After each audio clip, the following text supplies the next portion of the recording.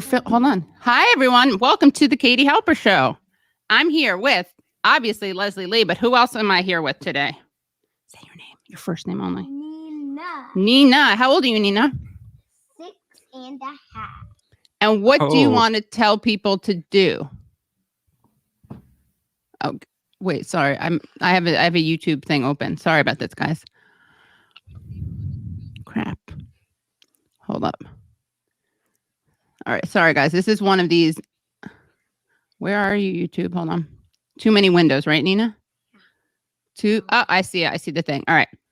Now we should be good. You're so squirmy, Nina. Can't you just sit down? I should talk, right? I think Nina was a lot like me. Oh, my God, Nina. All right. Nina, you're going to tell people who the guests are today, okay? Ready? I'll tell you who they are. Ready?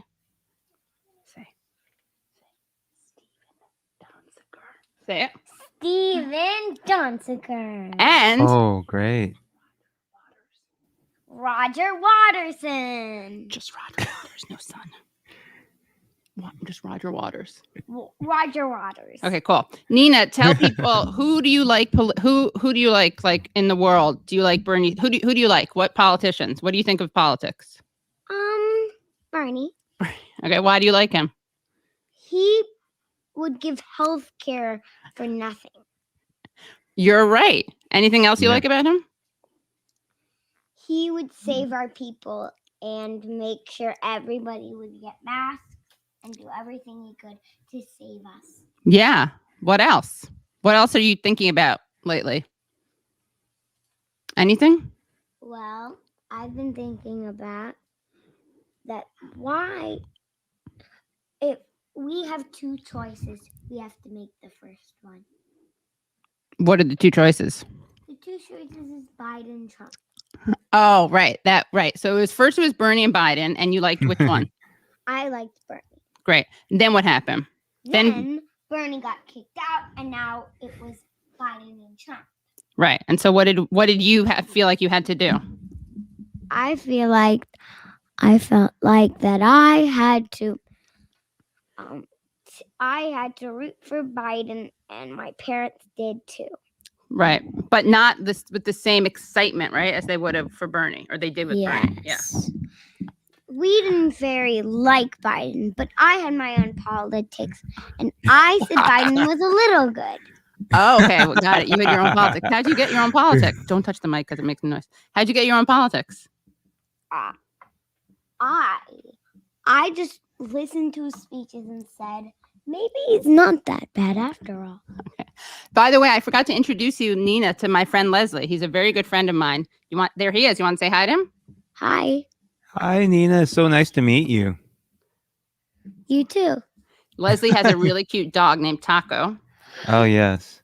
Taco, come. Let me see if we can get Taco on I have a cat, the but I'm not at my house. Right. Oh, yes. I don't know if I can get Taco. Nina's also a very good singer-songwriter. Yeah, I'm actually starting a band. What kind of band? Look at Taco. Here, hold on, let me make this old. He's in a little window. Let's see. Bigger. Why did I say older? Weird. There's Taco. Want some lip gloss? No. Oh, okay. I thought you like makeup. I don't want to indoctrinate you though. So, do you see Taco? Look how cute he is, Nina. Look. Cool. There's his dog, right? You can just leave that in your ear. Is it bothering you? You're a little OCD with your ear stuff, right? Yeah, I'm not good with it. You're not good with it.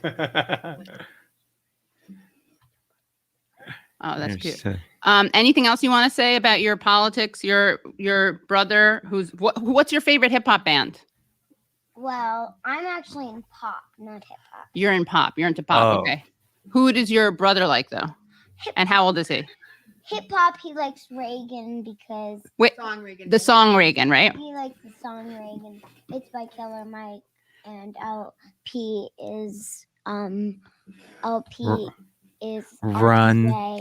Run the Jewels. Great. And then RTJ. How does it go? Do you remember any parts of it? No.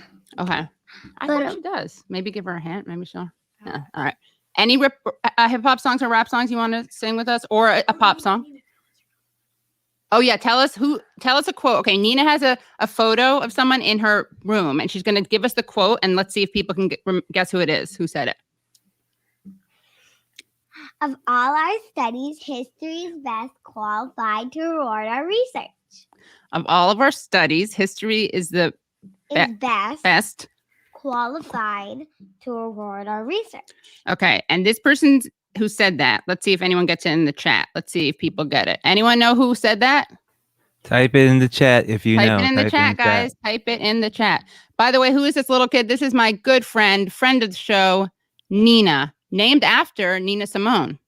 She's not mine, but she is a friend, and I love hanging out with her. Okay, someone wrote Mini Katie. It's really funny because my mom jokingly said, I'm going to tell the joke without the names. So let's say Nina's parents are named John and Mary, right? So I'm sitting with John and Mary and Nina, and my mom is there, and John and Mary are Nina's parents, right? And Nina's performing, and my mom says, I hate to say it, but I think John had a kid with Katie. Meaning like, because I was so much like you, Nina, when you were a kid. When I was a kid. I'll find some videos of myself and photos of myself, but I would put on shows. So Nina said she had her own politics. And what else? Anything else you want to share with us? Any favorite songs? Oh, someone got it. You want to read the winner? She just pointed to it. Let's put it here. We're going to put it on the screen. And David Silberg gets it. Malcolm X. Malcolm X. And I have a picture of him, and he's very good. He's very good. Yeah. That's so cool. Yeah. Okay. You're going to go take a shower now? Yeah. All right. But I'm sorry I can't be on more than this time, but I really want to be here. So you'll come back, right? Yeah. Bye. Say bye. Say thanks for listening to the Katie Halper Show. Thanks for listening to the Caper Hat. Katie Halper Show. Katie Halper Show. Say join the Patreon. Join the Patreon. At patreon.com/the Katie Halper Show. At patreon.com/the Katie Halper Show. Katie Halper Show. All right, great. Thanks, Nina. Signing off. Great. Bye. Thank you. Bye. Bye. Wow, So nice to meet you. Bye. Oh my God. Isn't that great? Isn't she great? Oh, she's wonderful. Yeah. That's great. That was great. So guys, all right. Nina is great, as you could see, and she really is. I have to find some videos of myself, but when I was a little kid, she is a star, future podcaster. She was actually helping us out with the tech stuff, right, Leslie, before? Oh, yeah, she was. She was doing some tech research for us. Some really tech cute. help. Yeah, some tech help. And wow, Nina, you got us a donation. Yay. But in all seriousness, guys, we do have a great show for you today. It's actually a very exciting show. And first of all, let me just take a moment to welcome everyone. This is a Katie Halper Show. I'm Katie Halper. This is Leslie Lee, host of his own amazing show called Struggle Session. Yeah, happy to be here on Thursdays as always. But I mean, I say this every week, but your booker is just absolutely amazing. The show we have for you today, the energy, the excitement, my God, how I wish you were here. Yeah. It's just an absolutely beautiful show that we have with wonderful guests, big news, big stars, all on the Katie Halper Show. Yeah. And in fact, we got to do another Katie Halper struggle session show. Oh yeah, we're gonna have to do one soon. We're gonna do it live. We're gonna do it live. We're gonna do it live. Also, we're going to. I'm sorry, I'm trying to find this for Nina. Thank you, Yabbits. Also, we are going to do it live. What else are we gonna do? Definitely do it live. I can't remember what else I was gonna say. Sorry, I got really distracted because she's so much fun, Nina, isn't she? Yeah, so much absolutely. Fun. So. Okay, here's the thing, guys. Ready? Let me just center myself. We have two amazing guests. Well, we already had one. So we have two more amazing guests. They are Roger Waters. Oops, let me just tell them they left the door open. Roger Waters and Steve Donziger. Now, who you may ask is Roger Waters? I'll tell you who Roger Waters is. I kept calling him Roger Stone by accident. In fact, I think a couple weeks ago I streamed and I called him that. But Roger Waters is from that band, that great band, Pink Floyd, right?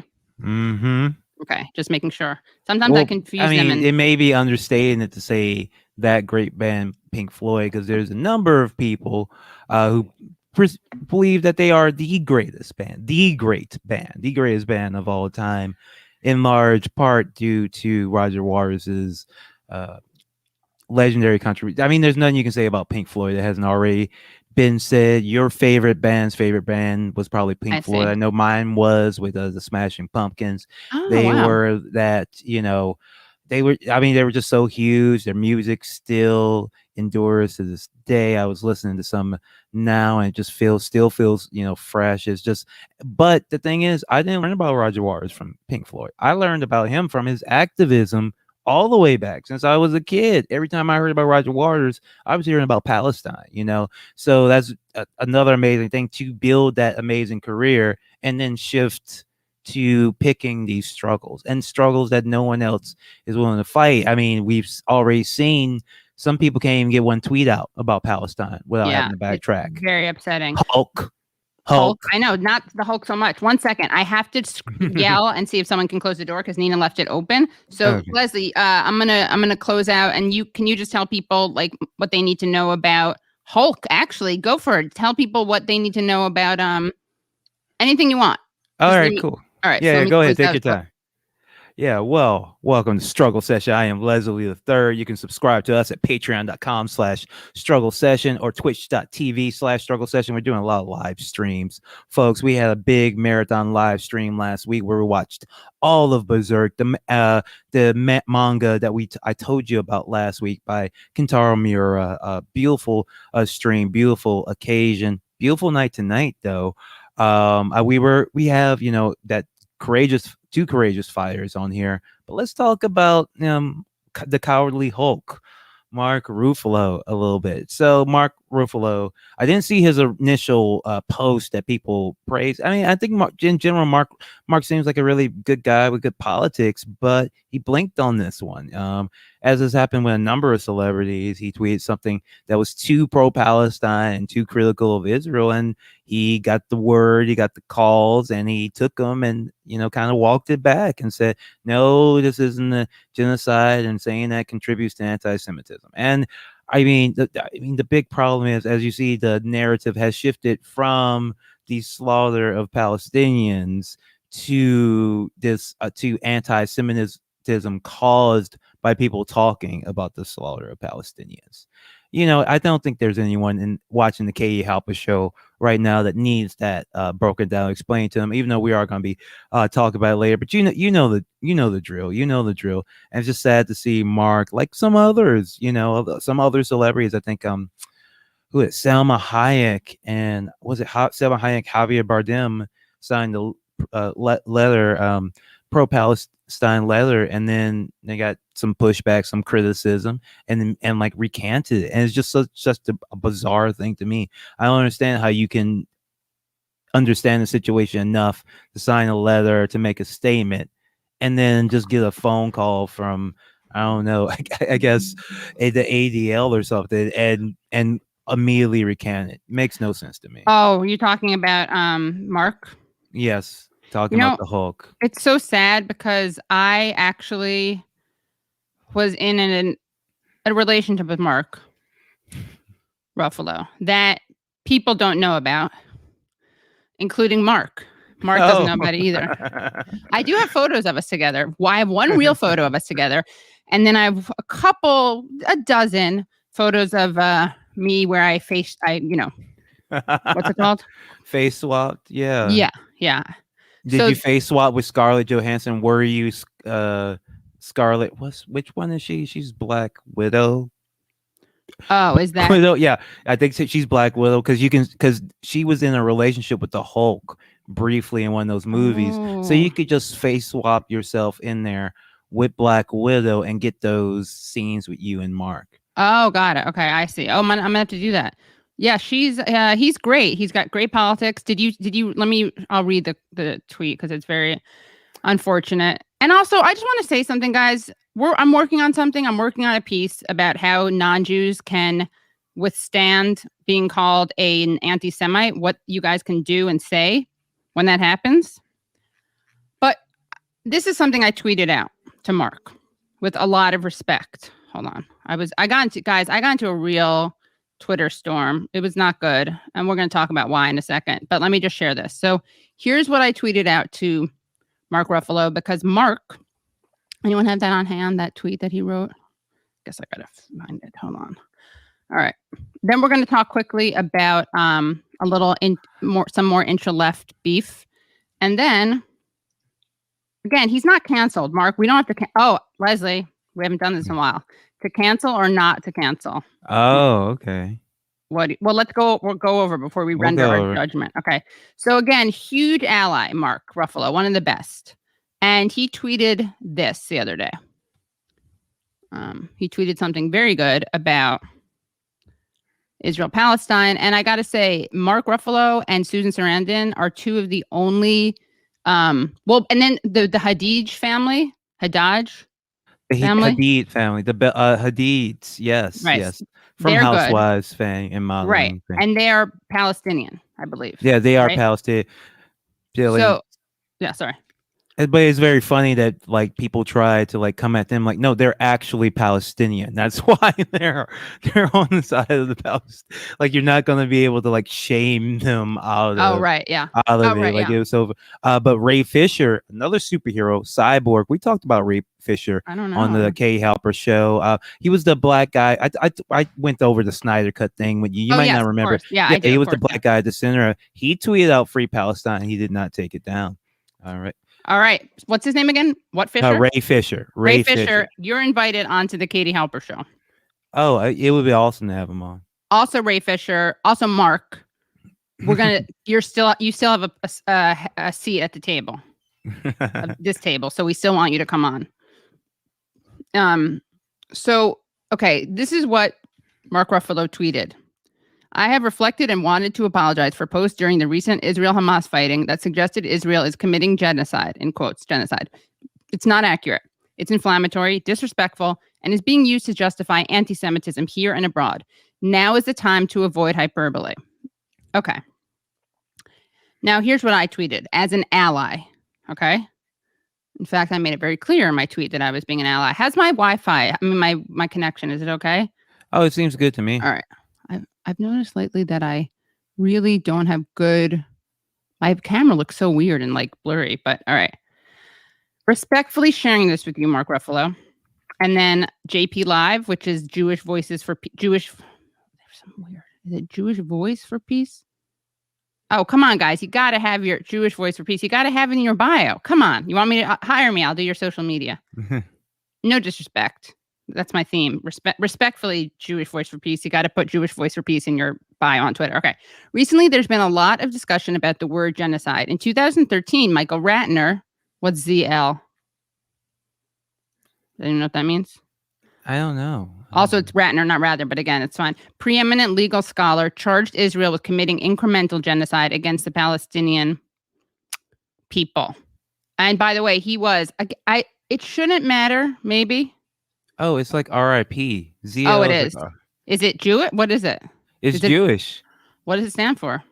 It stands for let's see.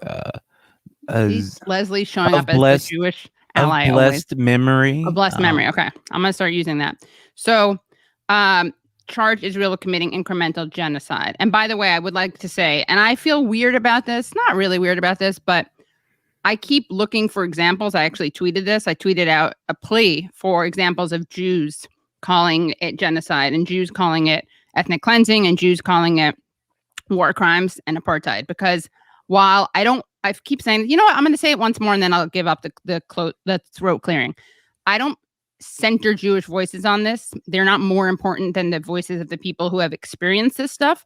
But I think it's useful because so many, it debunks. It's one of the many ways, I think, to debunk the lies of the right-wing Zionists. And if no Jews said it was genocide, we wouldn't be like gaslighting Palestinians, right? This just makes it that much, I think, stronger. The case that it makes it that much stronger. And it's also a reminder that Jews are not being Jewish isn't being Zionist, and we'll get into that more later. It's a big theme of the show. But it's a little ridiculous, I think, to make the claim that it's anti-Semitic. So why am I going around in this circle? The point is Michael Ratner is Jewish. Very great guy. Center for Constitutional Rights is great. So let's just... can I read a little bit from this? Yeah. The genocide of the Palestinian people, an international law and human rights perspective. This is from August 25th, 2016. While there has been recent criticism of those taking the position that Israel is committing genocide against Palestinians, there's a long history of human rights scholarship and legal analysis that supports the assertion. Prominent scholars of the International Law Crime of Genocide and human rights authorities take the position that Israel's policies towards the Palestinian people could constitute a form of genocide. These policies range from the 1948 mass killings and displacement of Palestinians to a half-century of military occupation and, correspondingly, the discriminatory legal regime governing Palestinians. Repeated military assaults on Gaza and official Israeli statements expressly favoring the elimination of Palestinians. Genocide is a term that has both sociological and legal meaning. The term genocide was coined in 1944 by a Jewish-Polish legal scholar, Raphael Lemkin. For Lemkin, the term does not necessarily signify mass killings. He explained more often, genocide refers to a coordinated plan aimed at the destruction of the essential foundations of the life of national groups so that these groups wither and die like plants that have suffered a blight. The end may be accomplished by the forced disintegration of political and social institutions, of the culture of the people, of their language, their national feeling, and their religion. It may be accomplished by wiping out all basis of personal security, liberty, health, and dignity. When these means fail, the machine gun can always be utilized as a last resort. Genocide is directed against a national group as an entity, and the attack on individuals is only secondary to the annihilation of the national group to which they belong. So, yeah. I'm just going to say I think there's a lot there that falls under genocide. Yeah, certainly by that definition, it is, and it seems such, I don't know, kind of silly to even like quibble about it. Like, right, to say, oh, it was just ethnic cleansing. Yeah, it's just a Right. minor Right. ethnic cleansing. It's just an ongoing occupation in open Right. air prison based on ethnicity, religion, wherever you want to say what it is. Yeah. I don't even know what like it's such a weird thing. Like we're not doing genocide. We're doing everything else. Right. But we're not coming just short doing of it. Right. Genocide. Yeah. So that's a little harsh. That's a little harsh, yeah. So Mark, we're calling on you because you are a mensch, and we're calling on you to listen to center the Jewish voices of Michael Ratner and all the other Jews, like B'Tselem, the human rights organization, Jewish Israeli, calls it apartheid. So I'm putting together a list. You can see I tweeted it out. I'm putting together a list of and I'm collecting examples. Let me just share this one thing. Because, guys, it's been a week. How long has it been? You know how Keith Olbermann used to be like, it's blah, blah, blah, blah, blah, blah days since Bush declared mission accomplished? Yeah. So it's been whatever number of days since Debra Messing tweeted out Hasbara stating that Palestinians are not being ethnically cleansed. And, again, that's a really hard thing to prove because it's just false. So you're kind of up Schitt's Creek, Deborah. I'm just really angry that Mark Ruffalo is pressured to take down a statement calling genocide, while Debra Messing is allowed to push heinous, racist, Islamophobic, genocidal talking points. Yeah, what she call it? What did they call it? That carousel that she put out? That carousel, the carousel, we talked about last week. Yeah, we talked about that. And she still hasn't apologized. And I had Jeff Halper, no relation. I had Jeff Halper on the show who said, of course there's ethnic cleansing. How could you found Israel without ethnic cleansing? Of course there's ethnic cleansing. It was 90% of the people there were not Jewish. And then becomes a Jewish state. How? Abracadabra. Anyway, well, I think you all know where Leslie and I fall in this position. We both of us believe that any criticism of Israel is absolutely fundamentally anti-Semitic. I'm just kidding. In fact, I'm going to say, I've said it before on the show, I'm going to say it again. The allegation that it's anti-Semitic to criticize Israel is in itself anti-Semitic. Yes. Because it suggests that all Jews are a monolith with the same blind support for Israel. And, I got to share something. I've often, for me, the word Zionist, it's a bit triggering, but it's not triggering in a way that I'm like, that's fine. I'm just explaining something. I was like, why does that word make me a little uncomfortable? And I realized because a lot of anti-Semites historically have used the word Zionist instead of Jew, right? They'll say the Zionist this, the Zionist that. So the people who are conflating Jewish identity with Zionism are actually perpetuating this anti-Semitic trope. Yeah, absolutely. I like that. I love it. Yeah. I mean, but I feel like we've actually crossed a little bit of a Rubicon here where it's like you don't have to take as many of these accusations seriously. And Right. people are realizing that if you allow these far right people to use anti-Semitism as like a cudgel, like the specter of anti-Semitism as a cudgel to use against anybody left enough to care about Palestinians, Right. all that ends up with is the right in power, as we see in the UK. Like this they ran this on Jeremy Corbyn, and you're Right. gonna let them do it to the Hulk? Why? Awful. Why? Like why? Yeah. So a friend of the show pointed out that, we'll get into this later. Okay, I'm going to say, so someone wrote to me that it's not genocide, that no Jewish human rights organization has called it that, which may be true. And we can have I actually should have a debate about this, but so that may be true. But I think it's still up for debate whether it is. And here's what I just really want to say about this. And then is like, I'm just like I'm uncomfortable with the conflation of Jewish identity with Zionism. I have to say, I'm extremely uncomfortable with things like this, because I don't like it when someone says something critical of Israel and then they're silenced and forced to retract it. It's not a good look, I'm going to say, for my people. It's not a good look for me. It isn't. Like, it feeds into another trope, another stereotype. I mean, speaking of, we should mention the AP. Did we talk about this last week? But the AP reporter who got fired for being in her personal life when she was in college pro-Palestinian, right? Not plays into dangerous tropes, I would say, for the AP after being bombed by Israel to fire a journalist. Yeah, you're right. I feel it plays into some dangerous tropes. Yeah, really weird. Yeah, really dangerous tropes, and also just very really, that's really pathetic. Actually, yes, they're the ones who got bombed. They're building bombs. They're the ones who got they bombed. They didn't bomb Israel. It's not like the AP bombed Israel and they need to do damage control, right? They were bombed. Yeah, it was like it's like when UPS when the cops killed a UPS driver and the UPS put out like a Blue Lives Matter statement. Like they put out because the cops were chasing down somebody and they were just shooting out wild and they killed a UPS driver, and then they put out a statement praising the police. UPS did. Sorry, I just got told, I was listening to what you're saying, but someone said my tweet didn't work, but I see it. Is it not? Okay, is that a false alarm? I don't know which tweet they're talking about, but do they mean in the email? Anyway, sorry guys. This is the Katie Halbert Show, very informal. When our guests are ready, they can give me the thumbs up and we'll bring them in. Okay, great. We got 3 thumbs up. That's how excited they are. We won't tell you which one gave 2 and which one gave 1, but so extremely excited to so extremely excited to bring into the show. You see, I was getting verklempt there.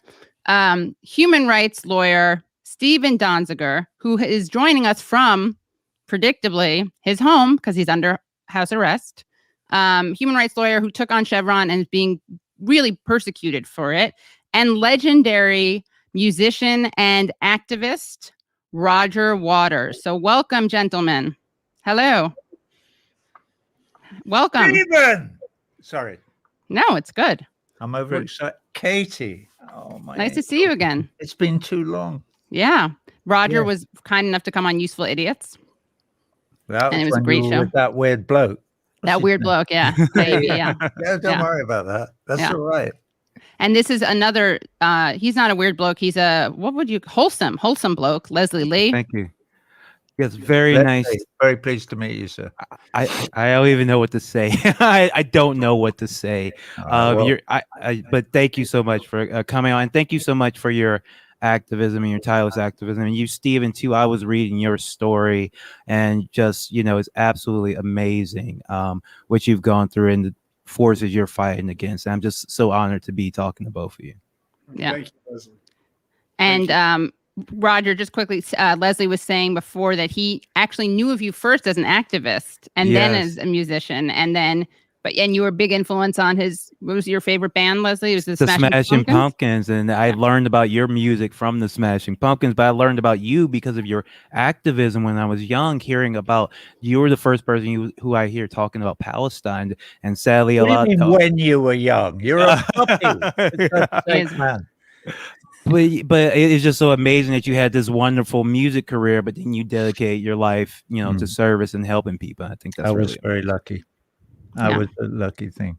I knew that one day I wanted to grow up and become Steve Donziger's puppy, and now I Yeah. am.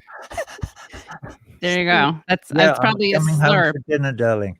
We always argue because I want to have his job and he claims he wants to have my job. Right. I don't want your job. Are you crazy? Well, I don't have a job. I I'm an wouldn't Yeah, take right. your job for all the tea in China, fighting against these effing arseholes at Chevron and Exxon and the whole US government and Joe Biden, all the rest of the ratbags. I don't want your job, brother. I really don't. I'm Well- happy. I'm just a simple bass player, okay? And I'm happy with that.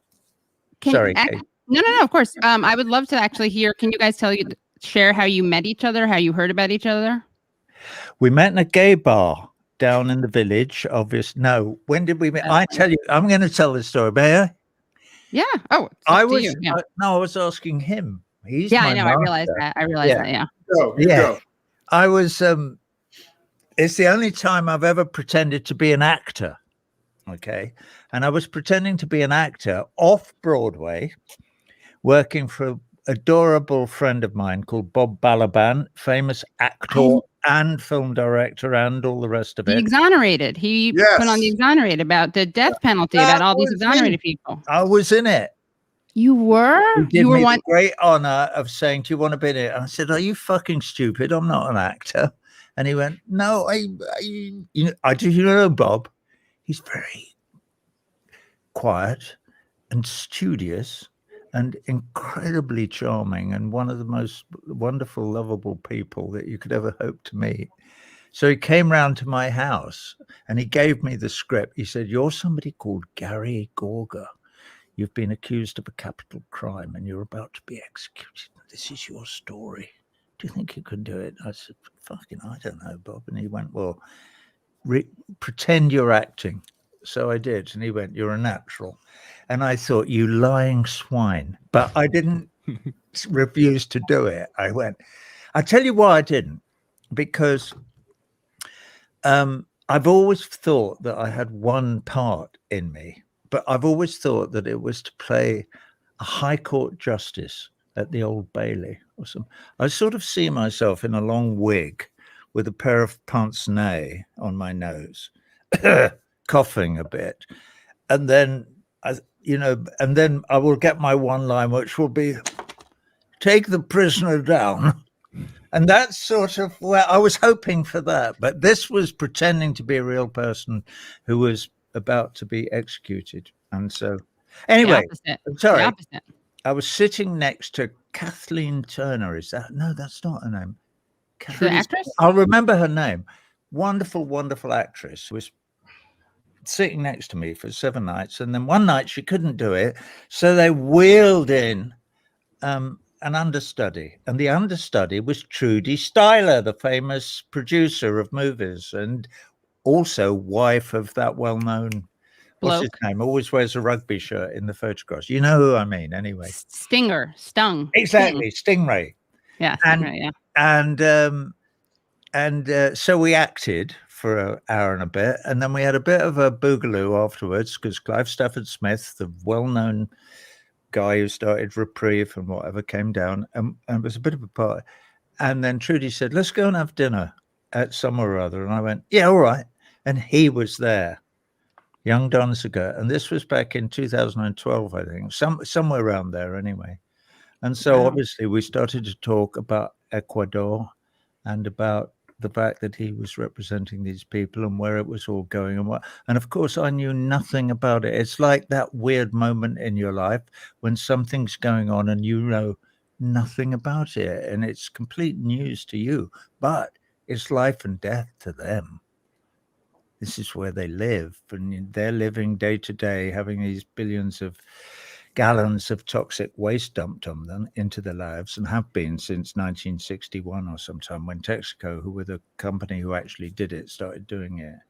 Well, in 2012, you'd been involved for about, what, 12 years or something, 11 or 12 years by then? No, you've been, how long have you been involved? Since 91? 19. I started in 1993. There you go. We met. Story. Roger's describing a dinner where by that time I had met Trudy because she had been to Ecuador a couple of times to check it out and help. So we had become friends, and I met Roger through Trudy at this dinner, and we talked a lot and seemed to have a lot in common. And we've since become pretty good friends. I'd say actually quite good friends over the years, and to the point where I actually convinced Roger, when he was on tour in Latin America a couple of years ago, he had a stop in Colombia, in Bogota. And I said, hey, that's like next door. Get on a plane and come meet me, and we'll go down to the jungle, which he proceeded to do. And it was one of the biggest events that year in the whole country of Ecuador, Roger Waters coming. And the fact he took the time to visit the victims of Chevron's pollution was extraordinary. And the next day he held a press conference in Quito. And I've been going to Ecuador for 25 years. I mean, I've probably had 100 press conferences in Quito. And this one I've never seen so many journalists at a press conference in Ecuador. There must have been 500 journalists. And Roger. It's the way I play the bass, man.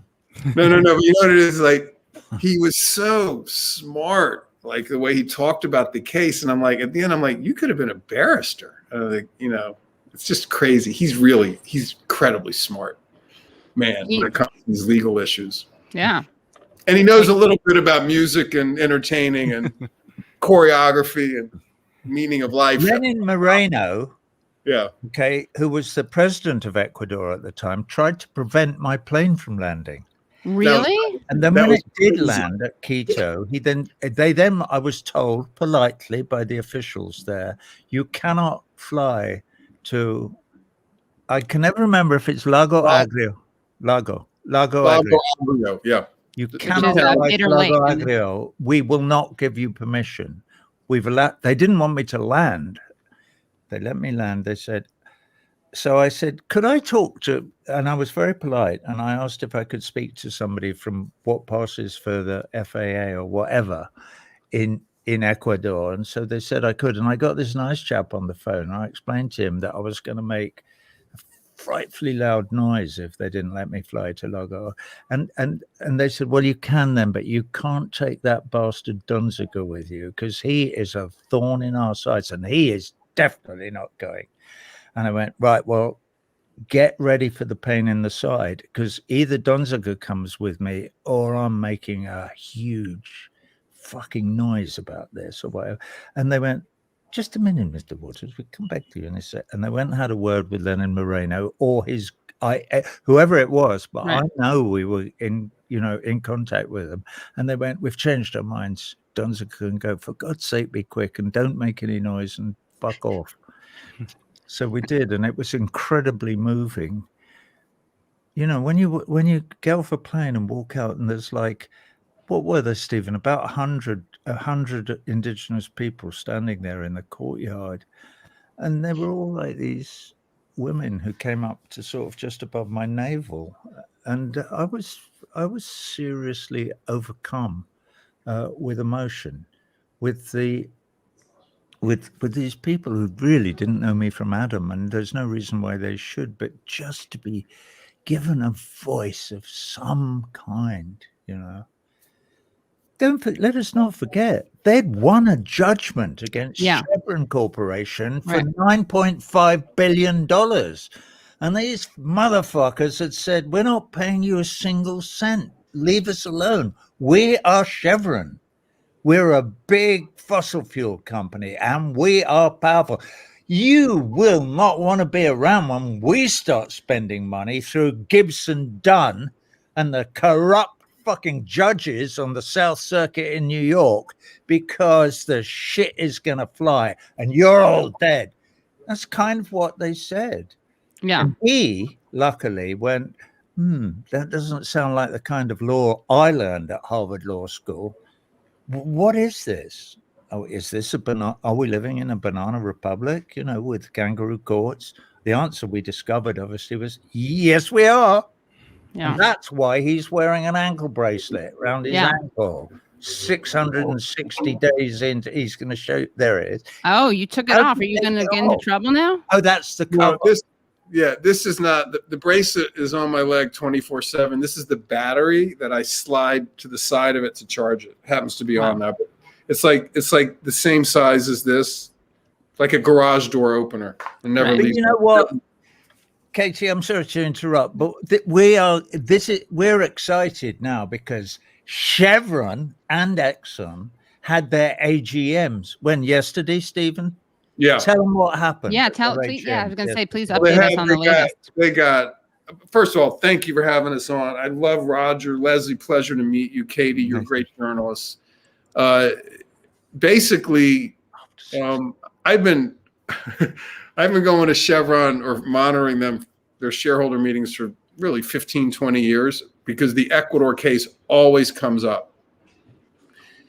I have never seen the fossil fuel industry get spanked between Exxon and Chevron like it did yesterday. I mean, every resolution got overwhelming support from shareholders about reports on net carbon emissions, on cleaning up Ecuador.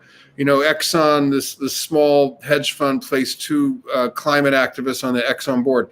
I mean, this has never happened before. And This is a shareholders meeting. I'm sorry, I didn't set this. sorry, these are shareholders. Annual general meeting. Shareholders put forth resolutions to force management to change policies, or in this case, around climate change. And it's a really fascinating thing to watch. Part of our securities laws require one of these a year, and any shareholder, even if you own 1 share of stock, you can put up a resolution. And what's ended up happening is, because of the work of a lot of people over many years, like, it's reached a crescendo, I'd say a tipping point, where the management of these big companies, Exxon, Chevron, are losing their grip. They're losing power. Exxon, they're losing money. Exxon has been removed from the Dow Jones, big company index. Chevron is hurting in many ways, and they're really hurting because they're in a death industry like tobacco. I mean, what they do is get oil out of the ground. In Chevron's case, in Ecuador and other places, they leave billions of gallons of toxic waste in the environment, killing off indigenous peoples, while they're destroying the planet because of fossil fuels. So, I think if we lived in a just world, our government should nationalize the entire fossil fuel industry and phase it out, because if we don't do that, we're all going to die. I have a particular story because we won this big lawsuit against Chevron on behalf of indigenous peoples in Ecuador, $9.5 billion, and they refused to pay. And they're attacking me. I'm probably the target of the largest, most well-financed corporate retaliation campaign ever. Been in house arrest for 2 years on a misdemeanor. Haven't been convicted of a crime. But there's a vicious battle going on. And yesterday was a momentous victory for citizens who want to deal with the climate issue. I mean, I just can't tell you, it's just awesome to watch. So this is perfect timing because we have you right after this victory. It's perfect.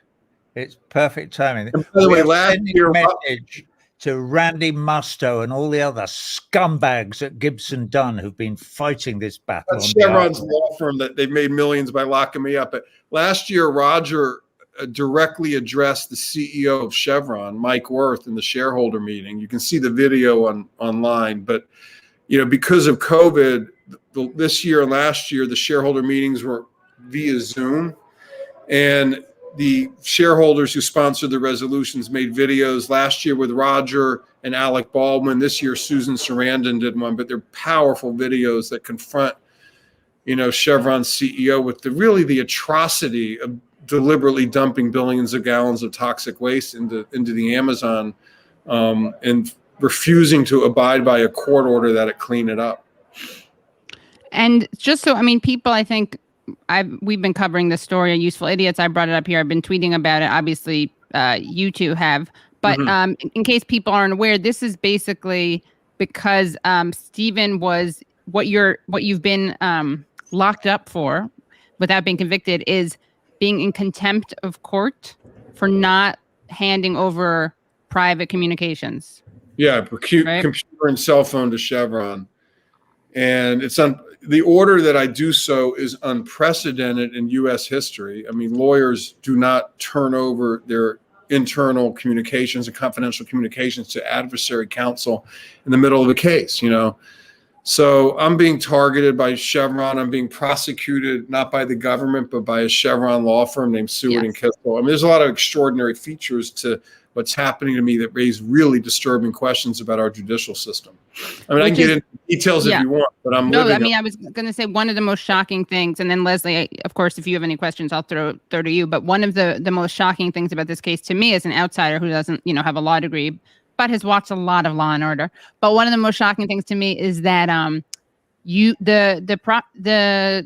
refused to prosecute you, right? The prosecutors would not prosecute you, and the judge had to go and get a firm to prosecute you? A private law firm to prosecute me. And then he hid the fact that the firm he chose, he could have chosen a lot of different former federal prosecutors to prosecute me, but he chose one that has Chevron as a client. It's the most extraordinary thing. That's why we say this is the first corporate prosecution in U.S. history. I'm being prosecuted by Chevron. If you were in my trial, Roger was in my trial last week.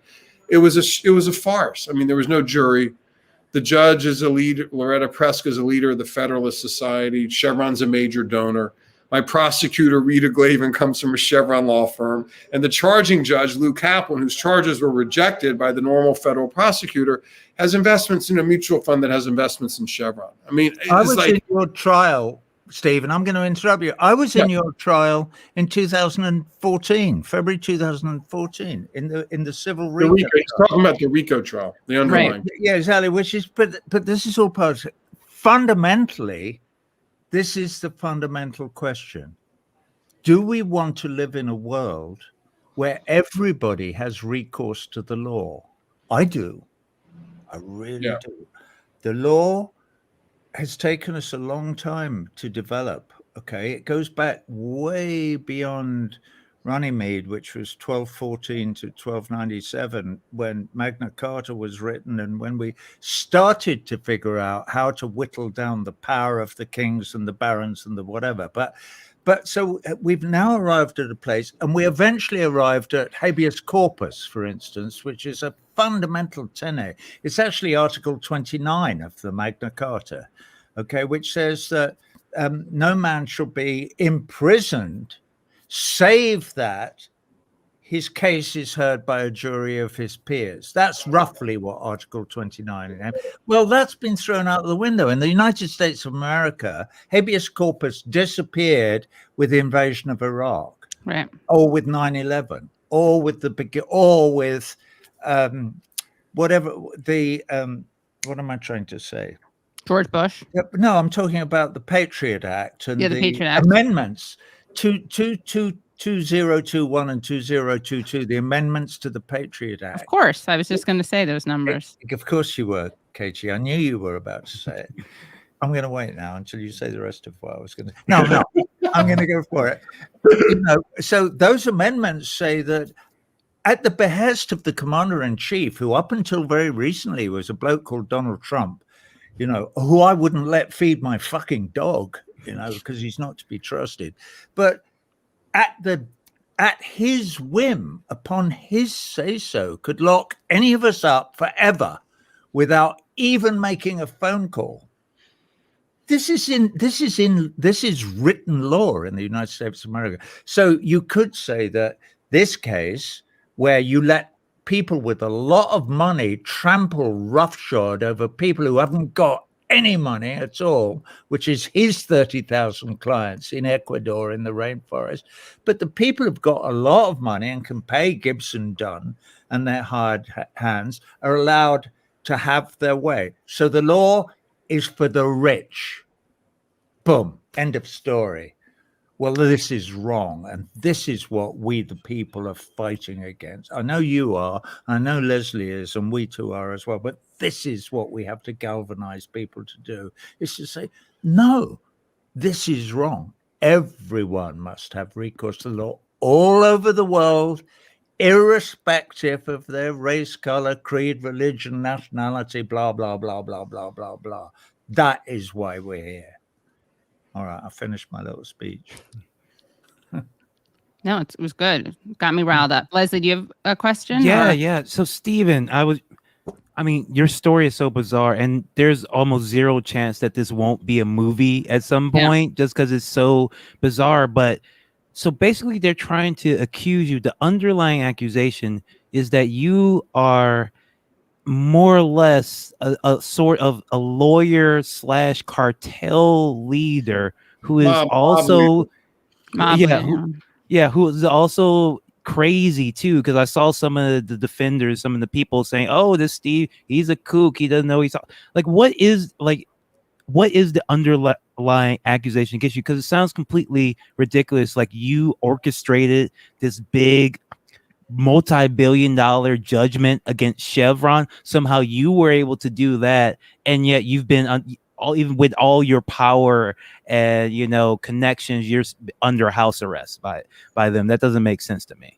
Yeah, I mean, what I tell people, first of all, I'm an ethical person, and I've never had a client complaint in 30 years of law practice. The only complaint I've had is from Chevron and its allies. Okay, and it's because we won the judgment in Ecuador.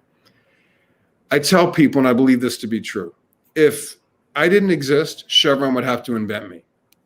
They need a person to focus attention on so that people do not think about the environmental crimes they committed in Ecuador against the indigenous people. So they want everyone to think about Steve Donziger and not think about the fact they lost a $10 billion case in the court of their choosing where they accepted jurisdiction, and they refused to pay the money, because they're fundamentally grifters and they don't want to pay judgments that they lose. So instead of paying the people of Ecuador that they poisoned, and trust me, this was not an accident. The courts found that this was done by design. The pollution was done by design.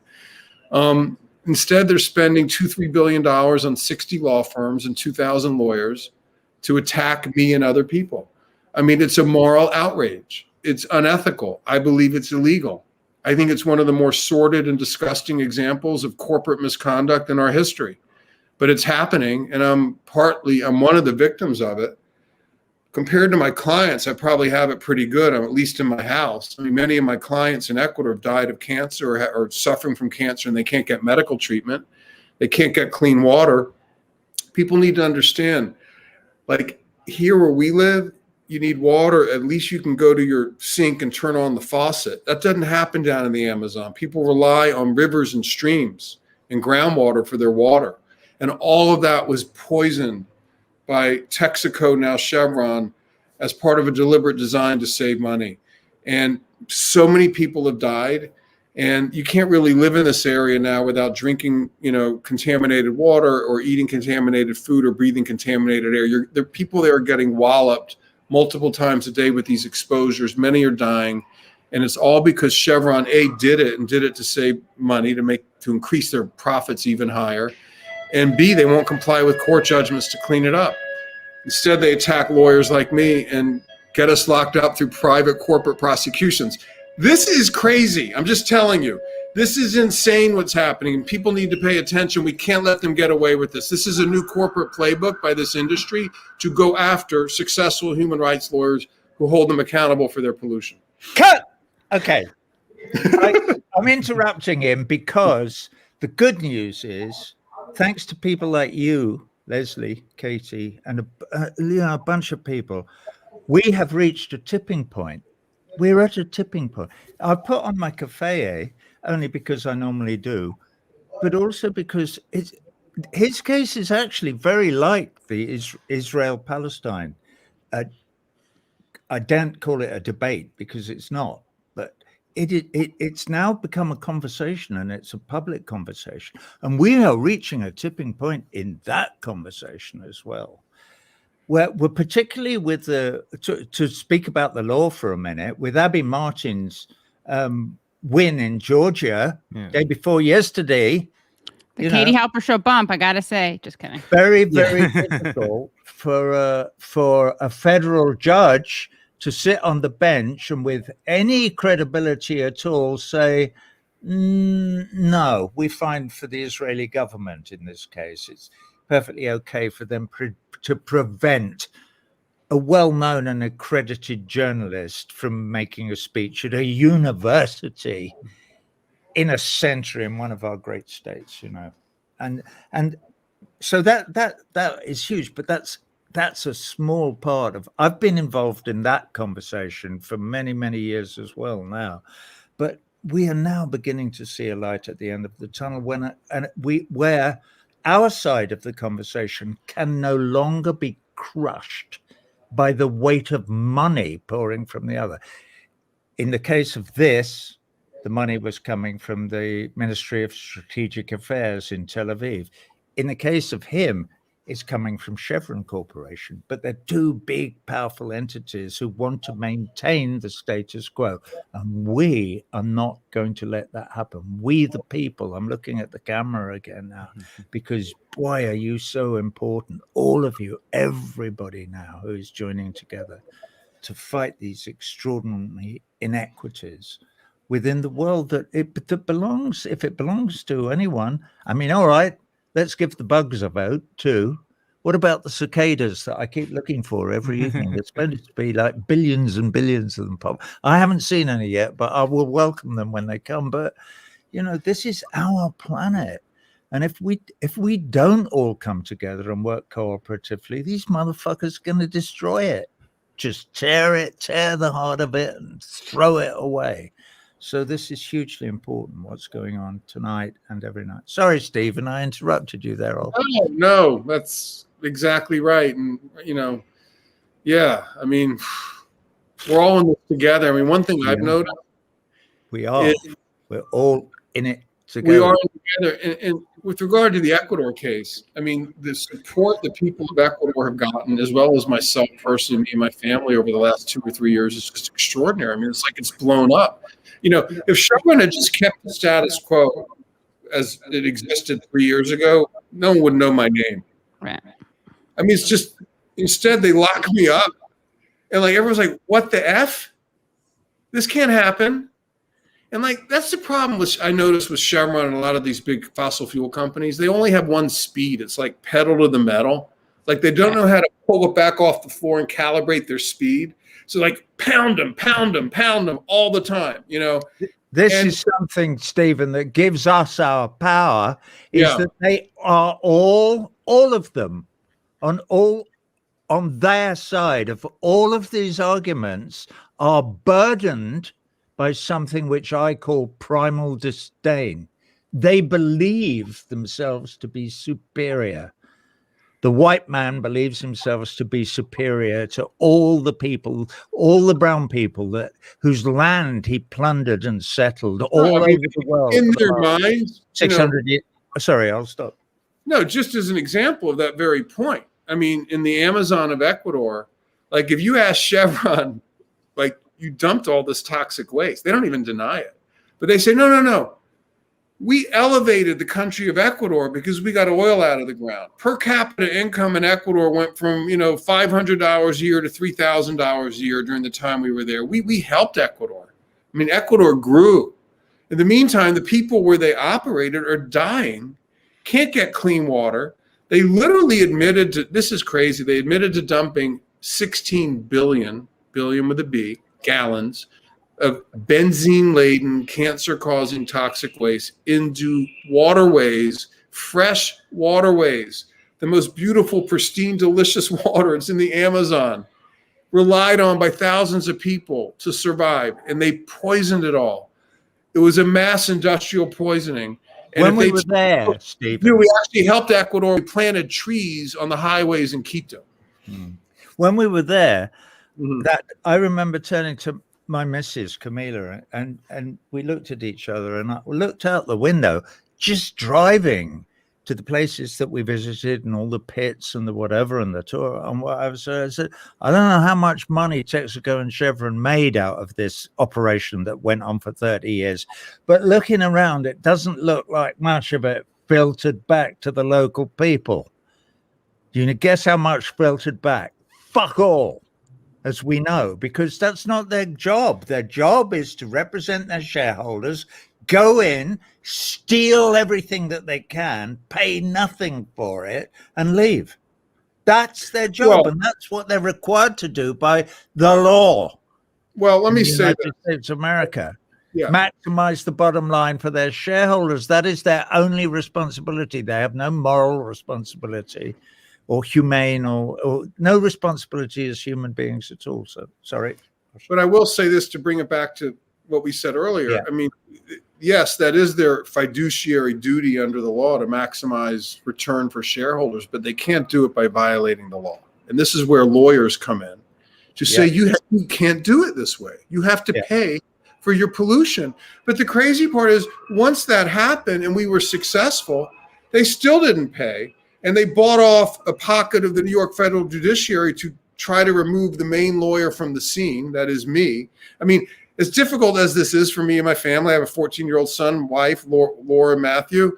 You know, another way to look at it is the people in Ecuador have been deprived of their choice of a lawyer. I mean, I've worked with these folks for 25 plus years and I'm locked up. I can't visit them. I can't do my job. I can't go to Canada and force the judgment. So, you know, they have to comply with the law. And the crazy thing is when they agree to a case and lose a case, they still try not to comply with the law. They didn't manage to buy off everybody because the Southern District of New York district attorney refused to take the case to prosecute you for contempt of court on behalf of Judge Kaplan. They said no, we're not.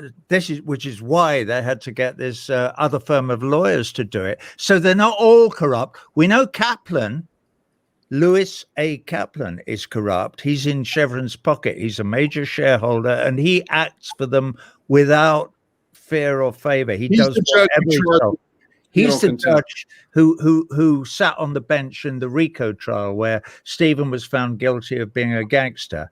And now he has an acolyte called Loretta Preska. She is also bought and paid for. I'm sorry, but she is, and she needs calling out. These are disgusting, corrupt people who should not be allowed a place in the judiciary in the United States of America that purports to stand up for the rule of law and for human rights and all the rest of it. We know that they don't really believe in all that shit, but nevertheless. And it's also stunning to remember that, Stephen, you are a Harvard educated lawyer. You're a lawyer. You have access to lawyers. And this is, they're doing this to you. And you are relatively, obviously compared to Chevron, you're not a powerful person. But, there are a lot of people with a lot less access than you have. I mean, so the people, like you were saying, the people in Ecuador, and this is just a case we're hearing about, but it's this kind of corporate, totally relentless, like you were saying, full court press. This is only one of the cases that we hear about, and it's systemic, and it's often not as quite as overt or just reported on as what we're seeing here. But it still is stunningly unprecedented and unique. Part of the reason the tide is turning is that Stephen has the support of some of the greatest legal minds and litigators that the United States has probably ever seen. People like Martin Garbus, who was in court arguing, but who last week eventually, along with the rest of Stephen's legal team, went, we're leaving now. There's no point in us putting up a defense because you've already made your mind up, and it's a waste of time, which I think was exactly the right thing to do. Yeah, I didn't testify. I mean, she basically said I couldn't even defend myself. She said the only issue at the trial was whether I didn't give them my computer, and if I didn't, I'm guilty. But hold on a second. The reason I didn't give it is because I saw an appellate review. She wouldn't even let me explain that. So obviously it wasn't criminal what I did, but she will convict me and try to put me in jail. By the way, I need support. That's another thing. And if people can help, you can learn about the case. Go to a website called donzigerdefense.com, DONZIGER defense, and you can join our campaign. We'll give you email updates. You can donate to the Legal Defense Fund if you feel like it. It takes a lot of funds to deal with this monster. And just join our movement. We've had 24,000 people who've signed up. And, it's not like I'm without support. I mean, Roger is here and Susan Sarandon, Daryl Hannah, Marion Williamson, Danny Glover, Sting, Trudy, so I have support in that world. I have support of 68 Nobel laureates. I have thousands of lawyers around the world, but like these judges are so dug in and they won't give me a jury, and they just have engineered this whole process to deny me my rights where I could actually explain myself, and I'm going to be convicted. I think we have a great appeal, but they're going to try to put me in jail while my appeal is being heard, which takes about a year and a half. So I'm hoping they don't put me in jail, and we're going to generate a lot of people to ask them not to put me in jail, but I expect they will try to put me in jail.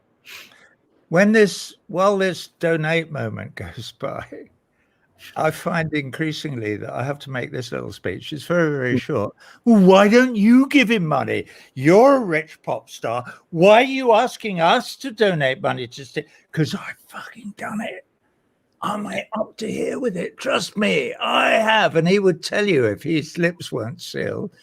But we need your help. This we need your help as well. This can't just be me and a couple of other people doing it. No, it's true. And I want to say this, because probably the last month I've gotten hundreds of donations, average of $30. People give $3, $5, $10. I mean, give what you can, but like the important thing is get in this, because this goes way beyond me. It goes so far beyond me. We need to stop this from happening to me so it doesn't happen to anyone else. I mean, we can't have corporations prosecuting the people who do the frontline work to save the planet. And that's what's happening in my case. We can't let it happen. We can't let corporations take control of a criminal prosecution in the United States of America. I mean, it's bad enough when, look, the DOJ has a lot of unchecked power, okay, that needs to be looked at. But like when a corporation gets that power and deprives someone of his liberty. By the way, I'm the only person in this entire country charged with a misdemeanor held in pretrial detention, and today is day 659, almost 2 years. One day would be the beginning of it. Right. Yeah, on a charge that has a maximum sentence of 180 days in prison. I'm 659 days. The longest sentence ever given a lawyer convicted of this is 90 days of home confinement. What the hell is going on here? It's because Chevron's prosecuting me, and the judge is a Chevron-linked judge. It's really scary.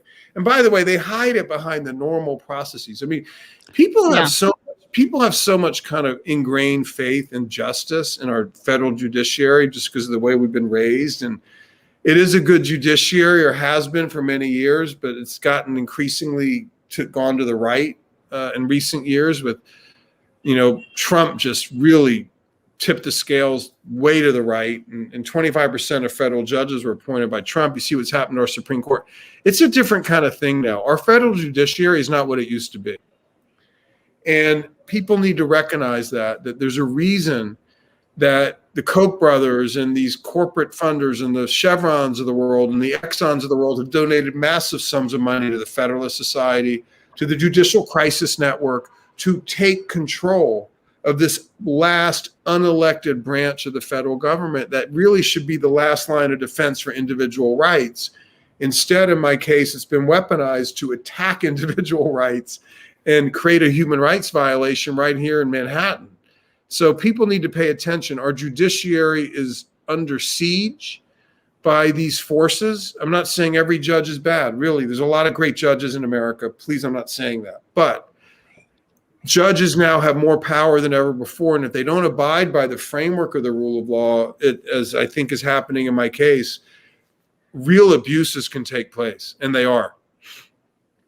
Yeah, and it's I put up your website again, but I also just wanted to ask if you could talk about what's happening in this photo. So this is a really striking photo that people may have seen, because I think that people, because there's such a legal outrage, understandably, and it's very important to focus on what's happening here. So there isn't the precedent.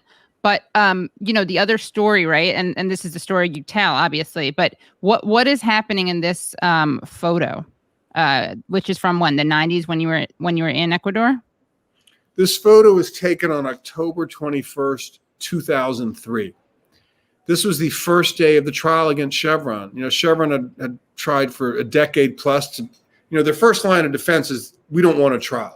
Once you get them in trial, they're embarrassed, they're held accountable to a great degree.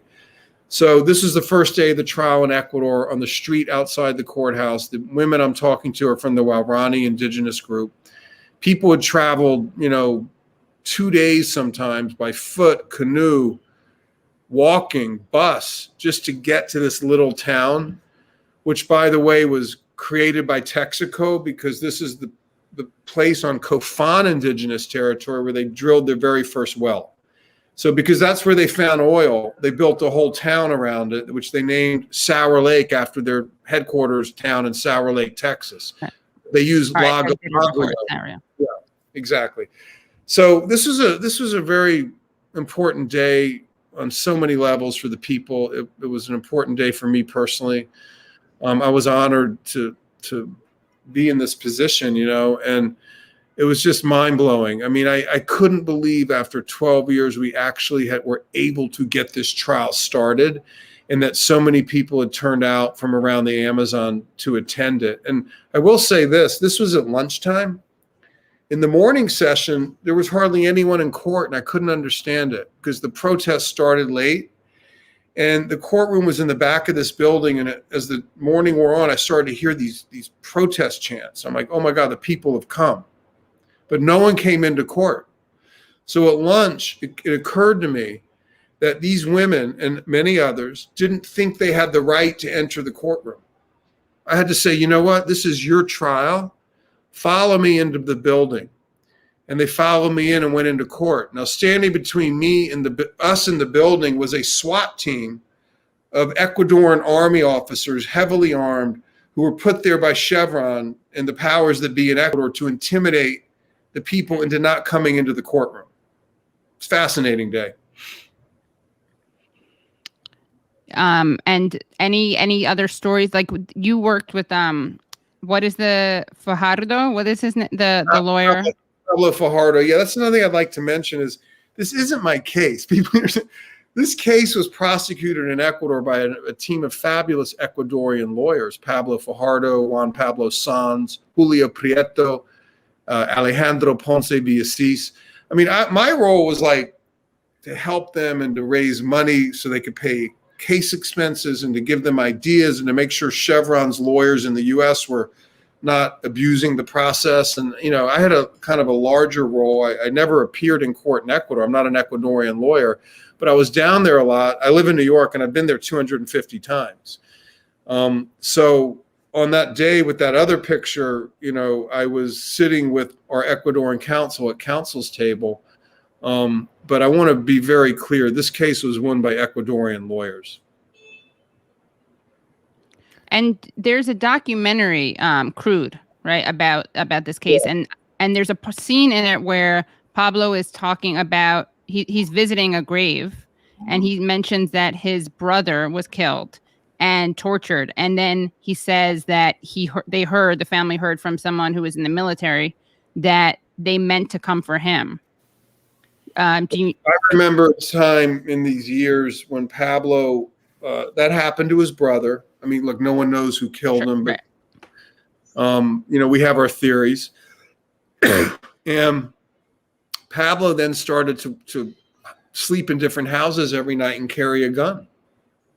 And, several members of our team were threatened. Alejandro Ponce Villacis, Pablo's a lawyer from that region. Okay, Alejandro's more from the elite Quito law circles. And he he was sleeping in the middle of the night, 5 a.m. He gets a call. He's sleeping next to his wife, and the person says, "I just want to be sure your alarm is activated." I mean, that's like a death threat. And the little things like that kept happening. Right. And they were designed to intimidate us and get us to drop the case. And, but Pablo's situation was the most extreme because he had to sleep in different houses every night. Like, I'm up here in New York hearing about it. We eventually went to the Inter-American Court of Human Rights and got an order to the Ecuadorian government to provide security protection for our legal team in Ecuador. But this is how crazy it is. They didn't want this protection because they didn't trust their own government to actually protect them, as opposed to just follow them around and tell Chevron what they were doing. So it just was a mess. And the only protection you really have is the people. You just have to put it out there and trust that you have enough support that they're not going to get away with being able to kill you. And, there were death threats and it was intense. And look, when you take on entrenched interests, I'll never forget Alejandro told me one day, maybe I was a little naive. I actually believe in the law. My apologies. I went to Harvard Law School. They taught me about the law. I'm like, I want to be a lawyer and help people. And one day we're driving around Ecuador and Alejandro says to me, we're talking about this craziness and the fear. And he says, Steve, you need to understand that this case isn't just a pollution case. You're challenging 500 years of history. And, whether it's the Spanish conquest, or what I call the Texaco Chevron conquest, it's all part of the same multi-century legacy of outsiders coming in, oppressing the people, stealing their riches, and leaving all the toxic waste behind, and they end up living in poverty while all the money flows north and enriches, in this case, Chevron shareholders. And I'm like, God, that's interesting. I never really thought of it that way. Again, because I'm just every day I'm a lawyer. I'm putting one foot in front of another. Oh, we got to file this motion, got to file that motion, deal with this problem. And he's like, you don't understand what this means. And, if I may, talking too much, I just want to tell this one story. Yeah, of course, please. When we first went to Ecuador, it was because Chevron wanted the case in Ecuador. We didn't want it there. Right. We wanted to try it in the U.S. Okay. So we went down there. We got all these Ecuadorian lawyers. And the case started, and I went to see the union leader, the Union of Oil Workers. Ecuador has its own oil company.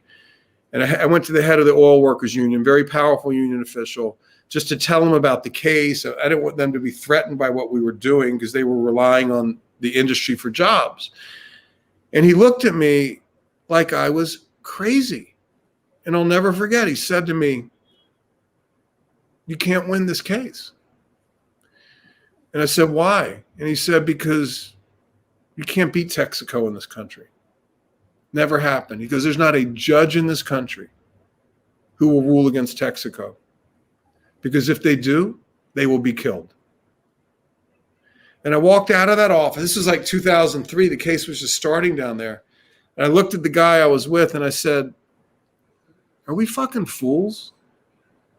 Are we just idiots?" And, at that point, I realized that for the people of Ecuador to win the case, they needed to not just play inside the courtroom, they needed to mobilize public opinion in the whole country so that people understood that an American company had come down and essentially destroyed their environment. And we did do that over several years to the point where judges were actually able to not be so scared of Chevron that they could rule on the facts and the law, which is their duty. And we ended up winning the case. But that meeting taught me a huge lesson, which is right now there's no one in Ecuador who actually thinks the indigenous peoples have the power to win a legal case over Texaco. But we changed that. By the way, that's why they're so mad at me, right? I mean, a lot of my work was dedicated to giving people who were victimized by this awful company access to courts, access to justice, access to a remedy, as is their right under international law and under the laws of their own country. Those are basic human rights. When people are wronged in this world, they have a right to go to court and seek redress. Okay, isn't that what this is about? When they wouldn't walk into the courtroom that first day, they didn't know about this right that they had, that they could go to court. Come on into court. We went up and they sat and watched and got empowered. And we did that year after day after day, year after year. Okay, now decade after decade, unfortunately. They hate that. their business model counts on people not getting into court, and much less winning cases.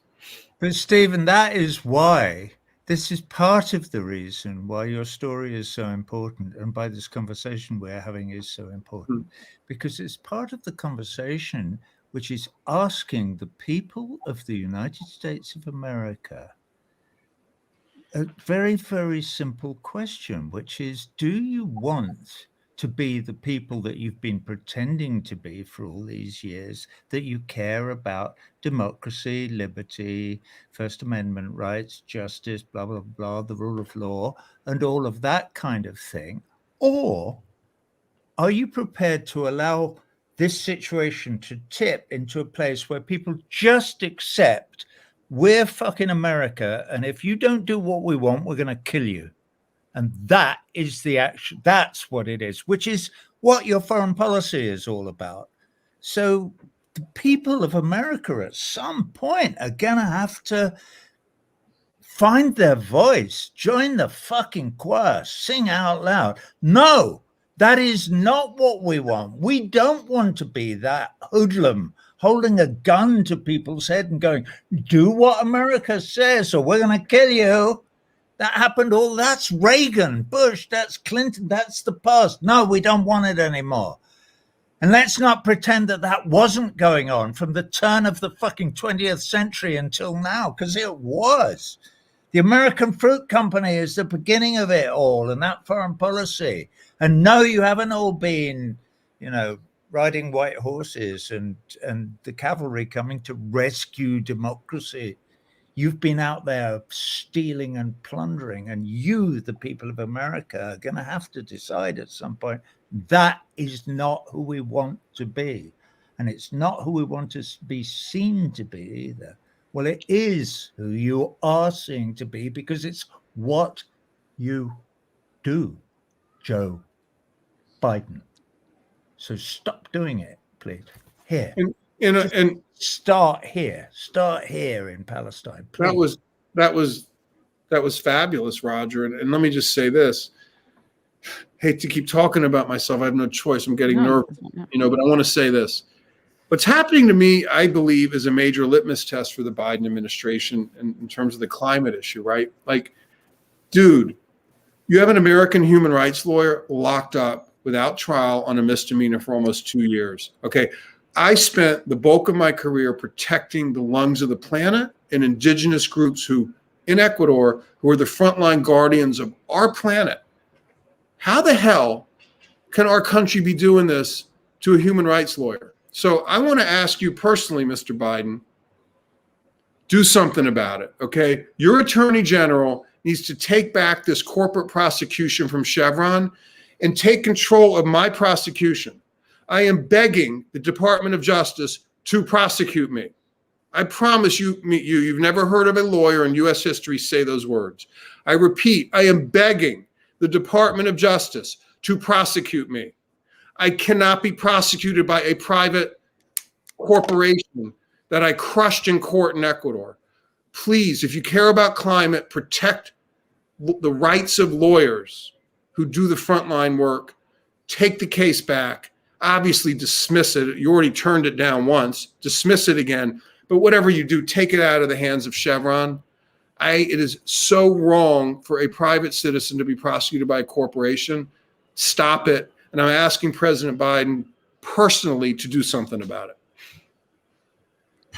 Yeah, this is like, I don't want to get, I know this is obviously, people know where I stand on the Israel issue, and I don't want to, because it's still divisive, I don't want Stephen to lose support over this, so we can clip this out of it. But I do think that, first of all, it was stunning when did you say that you said if you didn't exist, Chevron would have to exist, create you, right? Yeah. And I thought the same thing that Roger did, where it's like, oh, Joe Biden literally describing Israel. But I do think that another comparison, and Roger alluded to this, is the over the top, like the lack of humility and the lack of almost like self-preservation or self-awareness, which allows people, governments, corporations, individuals to act with such reckless abandon and disregard that they don't even realize that they're creating bad PR for themselves. Like, Yeah. this is so over the top, and this isn't, they could screw over all the people in the Amazon without anyone knowing. But they also, they, not that that's okay, but I'm just saying on an, excuse me, on an optics level, on a PR level, versus, going after a lawyer who, and you also have to be, you happen to be very media savvy. So again, Well, thank you. I mean, so are you. That's why you have a show and I don't. But let me just say this. No, but I mean, you're a lawyer. I mean, it's you have very good sense of that, and not just for yourself. But I remember in this documentary, Crude, you're talking about how to get Pablo on this. You got him in Vanity Fair. I mean, and this is that's why she's drinking whiskey out of a Coca-Cola bottle. I need some. Sadly, this is some 0-calorie Irish ginger ale. I had to bring up something Irish, Roger, to because we all have to deal with our colonialism. The Irish, particularly in recent days. Because what's funny about the media? I mean, we've always, when you represent people with no money and very little power, you've got to leverage everything you can. Okay, so you got to create your own leverage, and we always felt the media was part of our plan to put leverage on Chevron.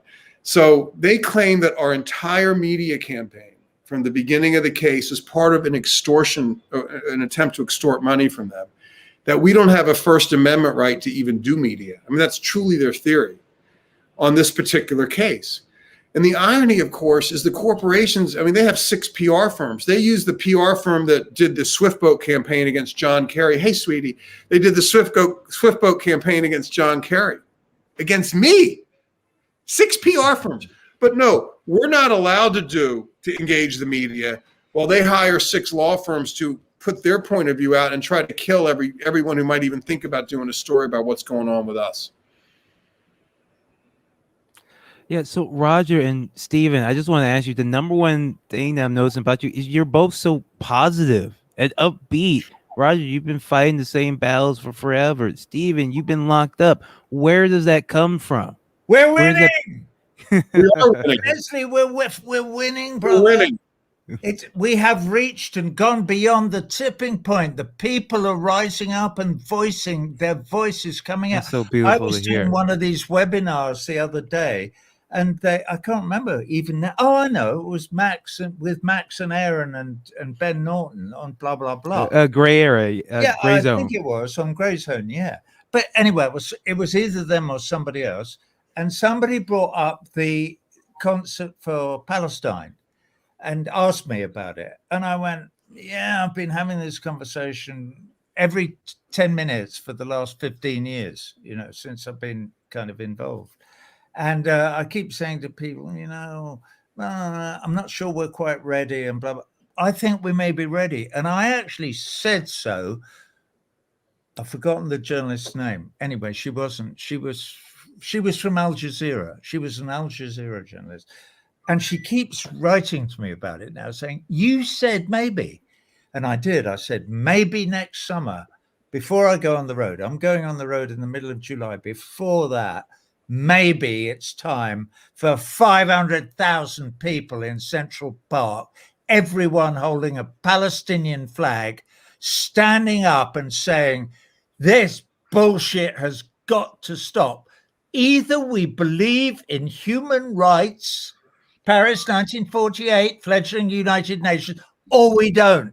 If we do, then we have to tell Israel to come to heel and stop murdering our brothers and sisters. And she's right. And I think it might be next summer. I really do. I really think it could. When you see all the demonstrations all over, there were 200,000 people in my hometown, London, in London, 3 days ago, last Saturday, And you look at that and you think, wow. I mean, we all know that G.W. Bush and the execrable Tony Blair took no notice when there were 20 million, over 25 million people all over the world demonstrated to prevent the illegal, disastrous invasion of Iraq. They went ahead and did it anyway because they're criminals and they're idiots as well. George W. Bush, Tony Blair, criminal, sociopathic morons. We, the people, knew it was crazy, and we told them, and they went ahead and did it anyway. But this This, no. We'll come together in New York, in Central Park next summer. There you are. I've said it again. Now I'm going to have to try and organize it. And it won't be easy because people in my industry are still scared shitless of standing up. I promise you, I know I've written hundreds of letters to people going, hey, brother, it's a picket line. Let's not cross it. It's a very complicated. No, it isn't complicated. There's nothing complicated about it. It's a rapist and a victim. That's it. It's an oppressor and some oppressed. That is it. That nothing could be more simple. It's black and white, and that's all there is to it. All right, I'll stop shouting again now. No, it's great. This is Nina. Do you have any questions? This is my friend Nina, who it was a Bernie fan, then decided that she wanted, she did support Biden because she thought he was better than Trump. But do you have any questions or comments about Israel-Palestine, Nina? No. No. Okay. What about the rainforest and saving the planet? Because that's what Stephen is trying to do. He defended. There's this really bad company called Chevron, and they basically dumped all this stuff. Well, I can tell you about it, but I don't even know. I don't know if I can Okay, let me just. Okay. Well, let me just finish. Can I just finish telling what happened? He went and don't touch the keyboard, please. He went and he helped people defend themselves, protect themselves from a bad company that wanted to make money, and they're an oil company, and they poisoned the water. They put things in the water, and then people would drink from the water, and they got sick, and they would get really sick, and some of them died. And so he sued this company. He was one of the people who helped sue the company. Why did they make the water Why did poison? Yeah, it's a good question. What? Why did they poison? Oh, could you not hear me this whole? No, you could hear me, right? Yeah. Why they poison the water? This is good. You can explain it to a smart 6-year-old, and then very good clip for the world to watch. That's a really good question. But Can you hear me now? the fundamental reason, as Roger says, is, you know what this means? Hold us. Money. It was cheaper to poison the water than it would be to not poison the water. In other words, if it cost them $10 to pull out the oil and poison the water, and if in $15 to pull out the oil and not poison the water, they just chose to poison the water. So they essentially chose to kill people for money, and that's what happened. I know that's a difficult concept for a 6-year-old. What? And I want to say, If they poison the water, why would they get money if they poison Right. So the why water? was it cheaper for them? She's saying, why was it cheaper for them? Yeah, Oh, why did because- they get paid to poison the water? yeah, it's not that they got paid. It's just they didn't have to spend money to clean the water. So like when the oil comes up, it's poison. Oil can kill you if you drink it. So to make sure it doesn't get in the environment, you got to build a system, a machine to clean it. And they never built the machine because that would have cost money. So they saved that money. And in exchange, they poisoned the water supply for thousands of people, and many have died. I will say this, though. It's a good question, Nina, and I'll show you some photos while we're talking. I have a question for Nina. Can I ask? Yeah, of course. Nina, there's a question for you. Yeah. What? Nina, can you imagine a world where people are rich and they have no money? Rich what? and have no money? Mm-hmm. That's weird. That's Why would they be rich come if they sit have close. no money? Sit closer. Can you talk here, Nina? Well, I'll share it with you. Yeah. So the people who live in the rainforest, right. just the explanation, Nina, is the people who live in the rainforest have the forest. They have Nina, food and water and shelter and clean air and incredible resources, medicines, Monkeys. monkeys, jaguars, birds, and they don't need money to be happy and to be rich. Think about that. Yeah, and this is actually, you want to see something? This is where we're talking about. These are some photos. And that was a really important question, Nina, you asked, which was, it's not that they're getting paid to poison it, right? It's like it saves, they're saving money, right? It's like, I'm trying to think of an example.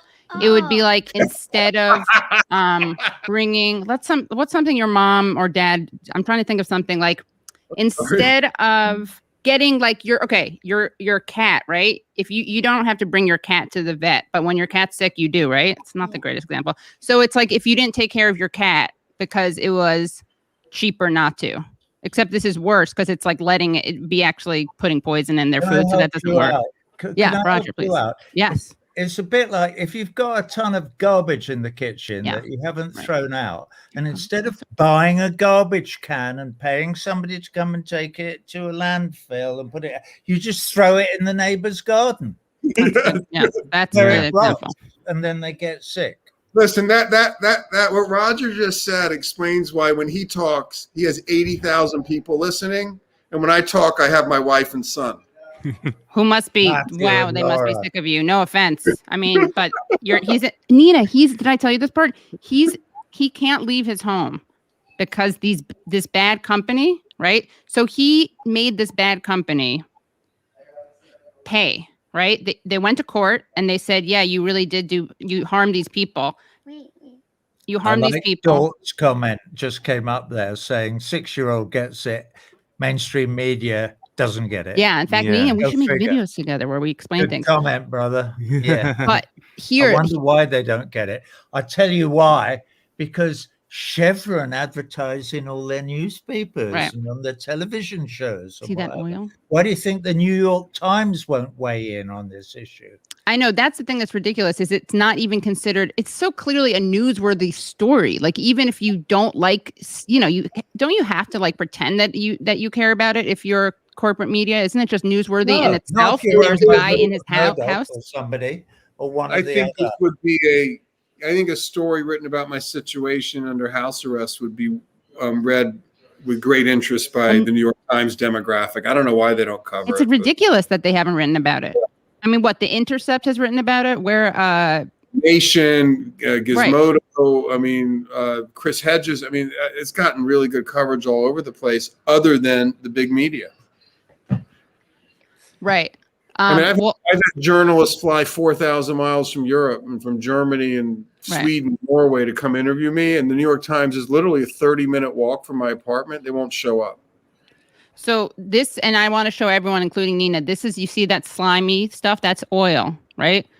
And that's actually, Stephen, can you narrate what we're seeing for viewers? So basically Pipes that the oil gets in from. So, but how does it get to the river? If it's not exactly near the river. Let me explain. This is the pipe that is connected up the hill to one of the waste pits with all the oil and oil residue in it. And they flow out that residue through this pipe, and it gets done. This is like a little creek, and it just gets dumped into that creek when it rains. And then the people who live in that area who have to drink the water out of the creek or out of a nearby river into which the creek flows, they get poisoned as a result. So, what the pipe proves is this was a deliberate design. I mean, the pipe didn't just end up there. They put the pipe there to run off the poisoned oil and oil waste into the waterways that people were drinking out of. And at the beginning of this exercise, Texaco told the local people that oil was like honey. Literally. Vitamins, like vitamins. It was full of vitamins and good for you. And it would only be good for the land. You see her hands? Yeah. That's from the oil, right? Oh my God. Yeah, the exposures. The exposure. Yep. These are, who's this in this photo? I don't know who this is, but if you look to the right of the picture, our right, you see an old Texaco barrel. I mean, right there, yeah. Yeah. And then here the people are swimming. Yeah, this is how people washing their clothes, clothes and take their baths.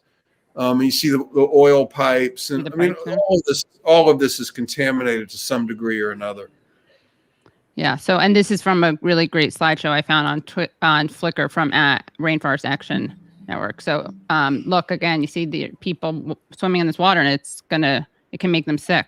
And this is, remember when Stephen said, "Can you imagine being rich without money?" So look at this kind of amazing clothing that she's wearing and jewelry. I see. Rich without money, you can buy things, but you don't have a lot of money.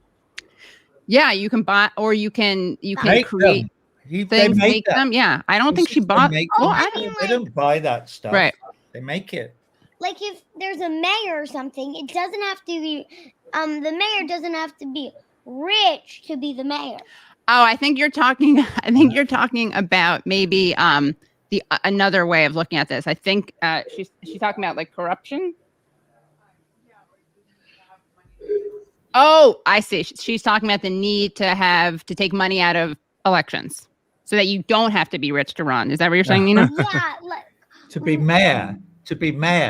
Mayor. Oh, Yeah. I see what she's That's saying. what you're saying. Yeah. Oh, Are you saying that about Andrew Yang? It's okay if you are. Yeah. Yeah. You think it's unfair that he's just running because he's rich? Yeah. All right, Nina, this has been amazing. Your mom's gonna kill me. So, any final words? okay. The last words I'm gonna say is, "This is the best time I've ever had." Oh. Wow. We're gonna have to have you. Right. back. I think it might Agreed. be my best time during an interview in Ecuador I've ever had. So we've missed Yes. two. This is great. Say thanks. This Say is right up there with mine. That's say very cool. say thank you, Leslie, And Leslie. Stephen, and Yes. Good and to meet you, Roger. brother. It's Thank great to meet you. Leslie, Stephen, and I like Roger. it. I like this. Did you hear that? Everyone, say it again. Do you know what? Thank I've got you, one little Leslie, shout out. Stephen, and But if I can get a word in Roger. between Nina, Sorry. Deb Harland. Oh, Deb Holland. Yes, please. okay. That's it. I'll finish. Deb Harland. So say Nina was Welcome. saying bye, Stephen, Roger, and Leslie. Yeah. And do you like the Katie Halper show? I like the Katie Halper show. Okay, great. So you're gonna come on next week too, right? I might. I don't know. Okay. Thanks, Nina. Bye. Bye. Bye. Bye, Nina. Hi. What day is it? Today is Thursday. Okay. I guess she's checking with her schedule. You're Can't coming back follow next Thursday? Nina. I'm out of here. That's it. She's named after Nina Simone, and then we'll get her brother on too, who's really great. A big fan of front. He right there. How old's he? Arthur, you're 10? Yeah. Anything you want to say about the rainforest, the Amazon, or Israel Palestine? What about Arsenal Football Club? The mom said don't say anything. I don't think for political reasons. I think she just wants them to go. Quite right. Oh. Is that a pig on your mantelpiece? It is. Oh, 1 second, Roger. Sorry, Arthur. Just run up. Can he Yeah. say? Can he say something for 30 seconds, Anna? Okay, they have school tomorrow, but quick. Say something. 30 seconds. Sorry. With the rainforest and Come the on Amazon, the camera. I think they should work harder with probably fireworkers, I'm guessing. The most efficient ones to fix fires. Oh, you're right. Okay, this is different. Sorry, I didn't set this up well. And what about Israel Palestine? And then with Israel Palestine, I'm not supposed to talk about. Oh, I see. Okay, Because I get what it. I've been Don't say anything then. reading. All right, but okay. Thank you. All right, we'll get him another time. Oh, You see the pressure, the Hasbara. And So- Roger, you noticed the pig up there Oh, for yes. obvious reasons. Yes. My favorite, actually, though, I disagree with your pig symbolism because my dad and I, we don't eat red meat. We don't eat pork or beef because we love pigs because they're so cute and smart. They They're are hypoallergenic, cute, but- I couldn't agree with you more. Yeah. I'm sorry that I've portrayed the pig in numerous theatrical times and places as being a somewhat negative Right. influence on all of it. You're porcophobic. I apologize to Porky there for that. Yeah. Though I Yeah. do think he might cut down on some of his intake of fatty products from the look of him. He's a bit porcine. Yeah, he is looking a little piggish. Yes. when I was like 11, I wrote up a petition to legalize the adoption of Vietnamese potbelly pigs in New York City because you weren't allowed to have them. It failed, but that was an early activism example. I'm not sure that you were right in that. I think it's a bit cruel to keep a Vietnamese pot-bellied pig in an apartment in New York. Yeah, only if they're I mean, in retrospect, I think that you could justify it if they were otherwise not going to be homed. Well, Ben. you can. All right, I'm not going to go there. Yeah, very controversial. Obviously. Yeah, a lot of And it would be cultural impolite of me questions. as a guest on your show. Right. Oh, it's so sad. Yeah. So, yeah, this was great, and I mean, so thankful for you and giving your time. I mean, we could talk for way longer, but I know that you have a Stephen, a wife and a son to go back to, who haven't seen you probably in what, an hour. And I, Um, I have sweet potatoes burning in the oven. there you go. Yeah. Oh, okay. We're looking forward to a night where we're going to just sort of move from the left side of the couch to the right side and then back again. Get Right. this man's ankle bracelet. Yeah. off. Can you show us the ankle Kaplan and bracelet? Pritzker, you horrible, corrupt federal judges, you. Look, guys. You should be ashamed see of it? yourselves. I Yeah. hope you're blushing. Yeah. Ridiculous. Because you're a flight risk, I guess. I mean, I will say it was nice solidarity for you to have a bunch of other people stay at home for a while. Yeah, that's not working anymore. I know. Yeah.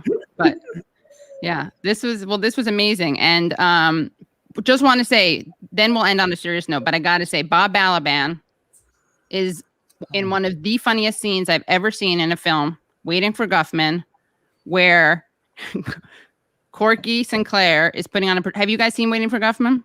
It's a Christopher Guest movie about a play that they put on. It's, the Spinal Tap guys. But to me, this is... Yeah, we know. Okay.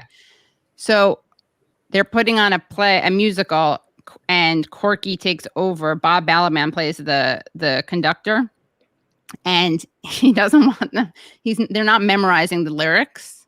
And Bob Balaban's like, Corky, why aren't you having them memorize the lyrics? And then he's like, well, because they're just going to forget it. It's that whole thing anyway. And Bob Balaban is talking to him. I realize I'm totally butchering this. I should just cut to the clip. But it's a very funny scene where he's being very passive aggressive, and he's like, I can't hear you. Why I can't hear you? And Bob Balaban starts speaking more loudly, and he goes, okay, now it's too loud. Why can't you just speak like a normal person? Anyway, very funny. All right. We're all right. all going to look it up and watch it. We're going to look it up. Yeah. Yeah. But I really, the exonerated, and this again, it's like how corrupt our legal system is, that people have gone to the chair or lethal injection. I mean, we know that people, I'm against it anyway. It's barbaric, but the fact that there are the Supreme Court just declined to hear a case this week about a death sentence.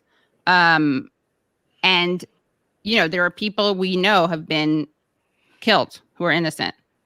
And it's like appalling. But it's like we accept this technocracy, like you were saying, this idea of expertise, and that, the powerful must know best. They must know something we don't know, or this is just how it has to happen. And it doesn't, which is why people need to be raising a ruckus around this story and other stories, obviously. But my friend Clive Stafford Smith is making a movie at the moment along the lines of The Exonerated, but it's actually about 10 specific men from Mississippi, I think all from Mississippi, who have been executed and since exonerated. So they're dead men who we now know were innocent. And he has interns going from England. I'm actually supporting 2 of them, I'm happy to say. They may even already be in Mississippi. And they're doing all the research that will be necessary to put this documentary together. well, they should definitely come on the show, because and that's, again, remember, we imagine people who are like, you would know this more than, obviously better than I would, Stephen, but people who are lawyers who represent people on death row, they don't have a ton of resources. So they're not going to be able to prove these cases usually, right? Like, they're trying to stop another person from being executed. So we only know about like a percentage. Small percent make it into the public eye. And, the exonerated was an incredible service. But where are the resources for the death penalty defense lawyers? There's like virtually no resources to investigate these false convictions, such that the people can be exonerated. The most resources that are put into these cases usually come out of universities, where they have these exoneration projects where students do the investigations, which can be enormously helpful. But don't even get going. The whole criminal justice system is so asymmetrically structured to favor the powers that be. It's not, it's just not a fair system for the most part. Yeah, it's disgusting. And this is the story I was talking about. Supreme Court won't block execution of man who fears excruciating death. Ernest Johnson sought death by firing squad, saying his brain damage leaves him at risk of severe and painful seizures if he's executed by lethal injection. But his appeals were rejected by a federal appeals court, and the Supreme Court declined to take up the case. It was a 6-3 decision, and this is the problem. Mitch McConnell stole a seat from Merrick Garland, and then they stole a second seat when Amy Coney Barrett was put on. That should have been an appointment by Joe Biden, and the court is now 6-3 hard right, 3 centrist. It's not like right left. It's right. Hard right, centrist, moderate right, and this court does not reflect the diversity of opinion in the United States of America. To use elegant language, I could use harsh language, but I mean, that this court is dangerous, in my opinion, to our effort to save the planet first and foremost, because they will protect the hell out of the fossil fuel industry, and any kind of significant, meaningful economic change, Medicare for all and national health plan, the things that need to happen to decrease income inequality, which is such an incredibly awful feature of our society. That court will probably not be on the side of the people. Right. So, we have some serious challenges in this country, and I think the courts need to get a heck of a lot more focus from supreme citizens. Example, Stephen, isn't it? It's a supreme example of a fixed game, which is what it is. But I mean, I can tell you, set up, dare I say, by your founding fathers, and set up specifically for this reason. How do you think? You can't go into federal court now. I mean, as a human rights lawyer, in an appeals court, you have a 3-judge panel. I mean, at a minimum, 2 are going to be out of the Federalist Society world. And if there's a liberal or a centrist, they're still often out of kind of the national security world. They're ex-prosecutors. There are no human rights lawyers on the federal bench that I know of. There's hardly any defense lawyers. I mean, it's all corporate lawyers and prosecutors. So when you do this kind of work in those courts, you're always facing a process that is structurally set up to disfavor the interests of your clients. And all waiting to eventually, even when it was a 5-4 court, to bolster a court that was going to be in favor of Citizens United and let corporate money flow into the political process, unhindered by even the waving of the scales of justice gently in front of their noses. They just went, fucking pile in, guys, buy it, buy your government. Good luck. I want to tell all y'all I really enjoyed this time with you. This is amazing. Katie, you're awesome, and Leslie, it's an absolute pleasure to meet you. And Pleasure to meet you too. Roger's a good friend, so this might sound biased, but he doesn't even know this maybe, but I have deep, deep respect for Rogers. Obviously, he's a genius musician, but I have even deeper respect for his commitment to social justice and activism. And his nerdiness. Wow. He's kind of funny too, right? Oh, that too. Yeah. I'm going to tell you how to tell that joke later on if they give us a moment alone, because you did fuck it up. Let's be honest. Okay. You're talking to Stephen? I enjoyed it. The Bob Balaban story. Oh. I'm going to ask Bob about it. Yeah, I want to have him Who on. Wants to Be a Millionaire, I would go, can I make my phone call? I'm going to call Bob Balaban. So he's so fun. I'll play the scene. It's so amazing. Let's not go into Bob again. We'll be here all night, darling. I know. I grew up around the corner from where he lives, by the way, on the Upper West. Stephen, I know you have to. Please? What? Can I go now, please? Yeah, you can go. I was going to ask you if you wanted to make fun of the attacks on Aaron Mate, like a minute-long clip of Aaron Mate being called a Russian agent, but you don't have to do that, Roger. I want to say, I am Aaron Mate's. I'm not his biggest fan because I know people 300-400 pounds who are fans of Aaron. But Stephen, I want to let you go because I know you have another interview. In fact, someone else who has an interview Yeah, thank you so much again. And Thank we'll you, be in and come touch. back, yeah. Everyone, if you want to learn more or help, go to donzigerdefense.com. donzigerdefense.com. See you guys later. Thanks so Bye. much. Thank you so much. Bye. How do I get out of here? I'll kick you out. Okay. Just take the bracelet. Oh, sorry. I know, seriously. So Roger, thank you. I thought you would want to. I thought we should review this. I thought you'd want to know about this. So Yeah, I do. And then I must go. Go and on. then you must go. Yeah, get those sweet potatoes. So let me just get the video. Hey, babe. Come in. I'm nearly finished. Sorry. I told them I have to take the sweet potatoes out. Hey, this is my dog. Potatoes are out. Come Sorry here, for look. interrupting everybody. She wants to be on TV. Oh my God, I have to show you my. Oh my God, so cute. What kind of dog is that? Camila, come in. For God's sake. Hi. Nice to meet you. Camila. Hi. Nice to meet Sorry you. for interrupting. No, sorry about the potatoes. We're just gonna. I've Sweet got, potatoes are totally done. I've got we're 2 ready. minutes to go and then I'll be All right. Yeah, it's a 30-second clip. Yeah. All right, let me just Just find. leave the door open. All She'll right. come and find you. Okay. Nice meeting you guys. Nice meeting Nice you. to meet you too.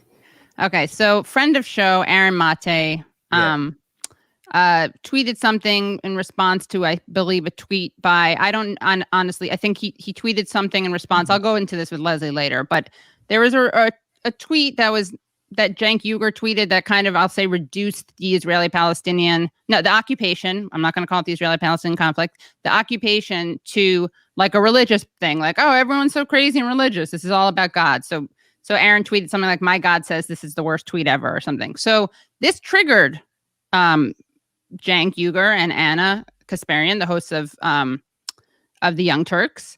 And I guess they did this. This was in their bonus episode, so not everyone could see it, but someone must have sent it to Aaron. So this, as you can see, is members only. And I just want to make sure that I'm sharing the audio. And again, thank you so much for this, Roger. Really appreciate your generosity. This is Okay. near to my heart. I want to see what these fuckers are saying. I really do. Okay. Can you guys hear that? Was it playing the audio? Not yet. It said Aaron Yeah. Mate yelled at me. And so Aaron Mate lighting. Aaron Mate. Everyone cares what Aaron Mate Oh, has to say, oh, right? okay. The guy who denies that Syrian children were killed with chemical attacks. Yeah. And Fuck gets Aaron paid by Mate. the Yeah, fuck you. gets Anyway, paid let's by the move on. Russians. Let's end the freaking pod. I can't. Okay, see, that's what happened. I can't You stand. just I saw can't it. stand that guy, and I can't stand the very intentional disinformation they put out there in regard to disgusting dictators around the world. The very people they seem to be working for, to be quite honest with you. Let's move on. All right, we're done. Disgusting. Uh, Absolutely disgusting. They said Aaron Mate yelled So- at me. Wow. That's big mad. That's big mad right there. Yeah. Wow. What? Do you want to comment? Yeah, of course. Sure. What Yeah. a fucking stupid fat prick. As just as long as they're throwing the F word around. I mean, and that woman, I haven't the faintest idea who she is, but she obviously can't read or write. All you have to do is a little bit of research to understand that all the research that has gone into the OPCW debacle and the huge story that is the OPCW, sorry, and the huge story that lies behind that has been completely ignored by the mainstream media because it's inconvenient, is now bolstered by that silly, what's the word that begins with C and has 3 other letters in it and ends in T? Can't. Anyway, that Can't. CANT. Yeah. Can't, exactly. It rhymes with aren't. Anyway, wow. When you actually look at the work that Aaron Mate, for a start, but Grey Zone in general do in trying to bring us, we the people, the truth about what's actually going on in our world, to listen to that garbage and disgusting and foul-mouthed, I have to say. That young lady, well, I hesitate to call her a young lady because she's clearly not in the prime of youth, but that's neither here nor there. But the fact is, how dare she pontificate on some tin pot fucking show like the Fabulous Young Turks or whatever they call themselves? Well, who the fuck are they? I mean, to claim that she knows that Bashar Assad made a chemical attack to kill his own children or the children of his people is beyond condemnable. Is that a word? I think so. Yes. I shouldn't really be expending any breath on it because it's Right. so pitiful and pathetic. When you look at it compared with the measured arguments of Aaron Mate, who's a fine young journalist, and Joe, whatever his name is, Ferrutino, whoever it was, who was the first president of the OPCW, who started. Oh, Bustani. Jose Bustani. Yeah. Right. What's his name? Futani? Jose Bustani, I believe. Exactly, Bustani, exactly. Well, he turned up on the same day that Aaron Mate did, all right, to give evidence to a hearing of the Security Council chaired by the Russian into the whole story of Duma and the fact-finding mission and the falsification of the evidence by the OPCW and blah, blah. And it's there for anybody to read, Right. chapter and verse. And it's since been attacked by people like that Kant. Is that the word? Kant, by that Kant. And others. Chloe Hadjimateo, I should give mention to, who works for Radio 4 in London, who produced an execrable series of programs, of drama programs with sound effects and invented characters called Mayday, to show how Bashar Assad was guilty of all these things and that Aaron Mate is a crazed lunatic, as am I. I was personally attacked on it, and as is Max Blumenthal and people. And she did things like she invented a character which she had on who couldn't be named, but he had a code name Leo. And he apparently is a very high up executive in the OPCW who had come on the show to give the OPCW's sort of official, unofficial view of it. The guy could hardly speak English. He couldn't put two words together. He obviously knew nothing about chemical weapons at all. You could tell that just by listening to him. So this is a complete put-up job, and it disgusts me. I write letters to the BBC, not all the time, because I have other things to do, like getting the sweet potatoes out of the oven. But if I didn't have to, I would be writing yet another, and I am not going to waste my borrow on whatever the young fucks are, because that was disgusting. Yeah. And I've heard bad things about them for a long time, but they purport to be thinking young people who have an alternative. They're not. Yeah, they are the status quo bolstering what the great American empire believes, and obviously they're great supporters of regime change in Syria, which, as we know, we, the Western imperial kind of empire, have been working hard towards since the early 1950s. Yeah. We've been doing quite well, but thank goodness we haven't yet succeeded. The Syrians are still an independent sovereign nation who should be allowed to get on with the job of looking after Syrians without interference from the CIA or Barack Obama and his drone program, or any of the Israelis, dare I say, who are in there bombing them all the time, against all international law or conventions or anything else, but they have a carte blanche to kill whoever they want, as we know. So don't get me started. Well, thank you so much. No, it's all. And I adore Aaron Mate and his dad, Gabor Mate, who's also a very humane and very interesting person who I talked to on one of these the other day. Yeah, on the Gray Zone. Yeah. I'm gonna be bringing some Gabor Mate to this very show. You'll see. Stand by. Yeah. And please come back again, Roger. I want to have a pre-taped one-on-one interview with you too. Anytime. Great. And Leslie, great to meet you. Great to meet you too. Thank you so much. I am now, with your permission. Yes. 10 to the potatoes and to Camille. Sweet potatoes. Yeah. And I'm not going to press up there where it says live, because I did that the other day on something and that doesn't help. Oh, okay. I'll remove you. Just remove me. Mwah. Bye. Thank you so much. Wow. Legendary. Legend. So great. That was so legendary great. Activist, legendary musician. Katie, again, thank you. Yeah, this is I'm great. here. I'm happy to be here live, seeing where it all goes down. We're Absolutely yeah. amazing. Always on the K Apple show. Always a new, interesting experience. Absolutely wonderful talking to Steven and Roger. Great show. Great show. And what do you think about the that Aaron Mate and I mean, do you want? Do you have a is couple- that? It's just. I mean, it's below even like responding. I know. First of all, anybody who knows like interacts whatever with Aaron, like he's like the most chill dude in the world. Like his mind is, you know, he has a savage mind as a journalist, but he's a pretty chill, like dude. So there's no human reason that you will respond to him like that, even if you completely disagree with his politics. Like it's just a bizarre reaction to have to him. Now I can have see somebody having that reaction to Zinc, and I have seen Zinc. Jenk. I haven't listened to it so long. I actually forgot how to say it. It's hard. Jake. But I've seen him have that reaction to service workers, and he's probably posted the video of him screaming and yelling service workers. So maybe it's the corporate culture over there at the unchurched. I mean, my God, I have to say, Katie, and you're part of this too, sadly enough.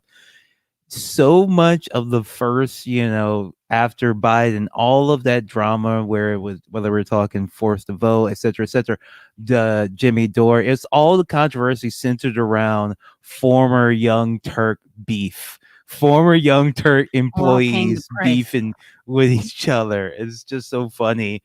It all came down like to that. Like almost everybody used to work for Young Turks at one point or another. I was like, I never worked. Why is that? Why am I being dragged into this?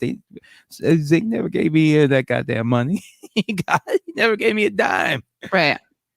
This is and just so people, this is what the tweet was about. And I felt torn. I almost didn't want to comment on it, but I did because the thing is, like, there is too much intra-left beefing, but I do. So this was the tweet that I guess Jenk wrote. Israelis and Palestinians kill each other over which sky god they pretend to speak to. And it's politically incorrect to point out that there is no human god, let alone one that favors Jews or Muslims. All this violence over the equivalent of which character they like better in the MCU. What's MCU? Is that like a reference? Marvel Cinematic Universe. Marvel there you go. Movie. And so where's the Aaron response to this? It's a very 2007 tweet. I mean, I guess, yeah, it's a very 2007 tweet. So he tweets, my God tells me that this is the worst tweet of all time. And I think that's what I think someone must have said during their after game, their post game thing. But the reason I brought this up at all is because I do think that it's a dangerous tendency. And look, I'm going to be real. I'm going to get canceled and hated on by both sides. I think that there's an annoying tendency. I was for forced to vote, but I think there's an annoying tendency on both sides. I think one side insists that anyone who disagrees, and I'm not saying everyone on one side, I'm saying there's some people, right, who I would say make it so that everyone who disagrees with them is a neoliberal shill acting in bad faith. And I think that like reduces, I just don't think that's helpful. And I think I think it undermines the strength of the argument, because you can have the argument based on its merits without questioning the kind of like the character of the person. There's that. So some people on one side call everyone neoliberal shills. On the other side, some people call everyone, what's it called? Grifters, right? But here's the thing, and I'm going to make this plea. Let's call it the Jimmy Dore versus TYT battle, let's say, okay? And I was part of Forced to Vote, obviously, but I don't understand why the people on the TYT side keep talking about this. And let me explain why. This is not a moral judgment. This is not because one side is more responsible than the other. It's like one side is outraged and outrageous, and that's their aesthetic, right? And their style. And the other side is playing the reasonable adults in the room, right? And civil. Yes. And not hyperbolic, and not being at all conspiracy theorists, and not being at all sloppy with the facts. So when people get unhinged and libelous, I just think it's really off brand. Yeah, that was the whole thing. Like the whole, it's so funny because the whole thing was like people were mad at what Door for like yelling at the squad and yelling and on his cameras. Like, what? How is that any? How is what Ella did he like different? Not to say like it's the biggest deal. Like, what difference does No. it make if she? But it's like if that's if you're pretending like this is your political compass is dictated by who doesn't yell. Like, why are you yelling and screaming? A couple of months later? It's just bizarre. It's just Yeah. bizarre. And like the tweet wasn't even like that mean or that No, bad. it Like, wasn't. if anything, I would actually like chastise Aaron for saying, God, you're just too nice a guy. Like that's the most you can say. It's Right. like my God says that's the worst tweet. I'm sorry, Aaron. That's not a dunk. That's Yeah. very tepid response, if anything. Right. And so she's a good like and it's just I mean, it's awful. Yeah. It's awful. Just accuse him of the worst things in the world. And of course, if he says anything back, it's like it's not. He can't say anything back without further being problematized or Right. accused. And he can't just say like, "Wow, it's really fucked up for you Right. to accuse me of being like a Russian, a Syrian slash agent." Because I commented about Right. like a tweet being bad. That's just a bizarre response. Yeah, and he also, again, they said that he was like supported by, he got money from pro-Assad organizations. He was like got some award from a peace organization that's anti-regime change. And look, they did this with the Iraq War. Everyone who was critical of intervention or the Iraq War was a Saddamist, and now people who are like that are Assadists. And it's just like you don't. And again, there was a chemical weapons cover up. There was a WMD's cover up in Iraq, and there's one again here with Duma. And you don't have to like Assad to be at least curious about it. You don't have to like Assad. You don't even have to think that it's true to think that it's worth looking into. Like you don't even have to, you know what I'm saying? You don't even have to accept the thing that Aaron is suggesting, but you're saying, and other people are suggesting, but what you're saying, it's libelous, and it is and it's McCarthy, and it is creating an environment of fear and self-censorship where people don't want to be called Assadists. They don't want to be marginalized. And just looking into whether or not an attack was planned by the people who the media is saying was planned by, and it's like it's a little weird because Assad was winning at that point. Like there was no real motive in doing that. But anyway, again, you shouldn't be marginalized as a conspiracy theorist for looking into a story and reporting on something that no one else reports on, in large part because they don't want to be smeared as an Assadist. Yeah, especially given America's history of fabricating and lying about exactly this sort of thing. Where were these people asleep during the Iraq War? I know from what I remember, Zink was a supporter of the Iraq War initially before he had his come to Jesus moment a little bit after. I'm not sure. This is not to, really Jesus. Yeah. but this is not to knock him for that. Right. Actually, this is just to say, like, you fool you once, maybe they fooled you again. I don't know how people can't see the parallels between the lies we were told about Afghanistan, the lies we were told about Iraq, and then the lies where we might be being told about Syria or Somalia or, any country, whatever country that we want to bomb next. Yeah. Or our bombing, I should say, our bombing. Yeah, he was critical of Iraq, but okay. I didn't know how far. He was a conservative before that. Yeah, he was conservative before. I remember that. Yeah. Right. Yeah, that's right. Yeah. Anyway, but I'm just saying, don't throw around that someone's being paid by the Russians because you just sound like a conspiracy theorist who's boring. That's basically what it is.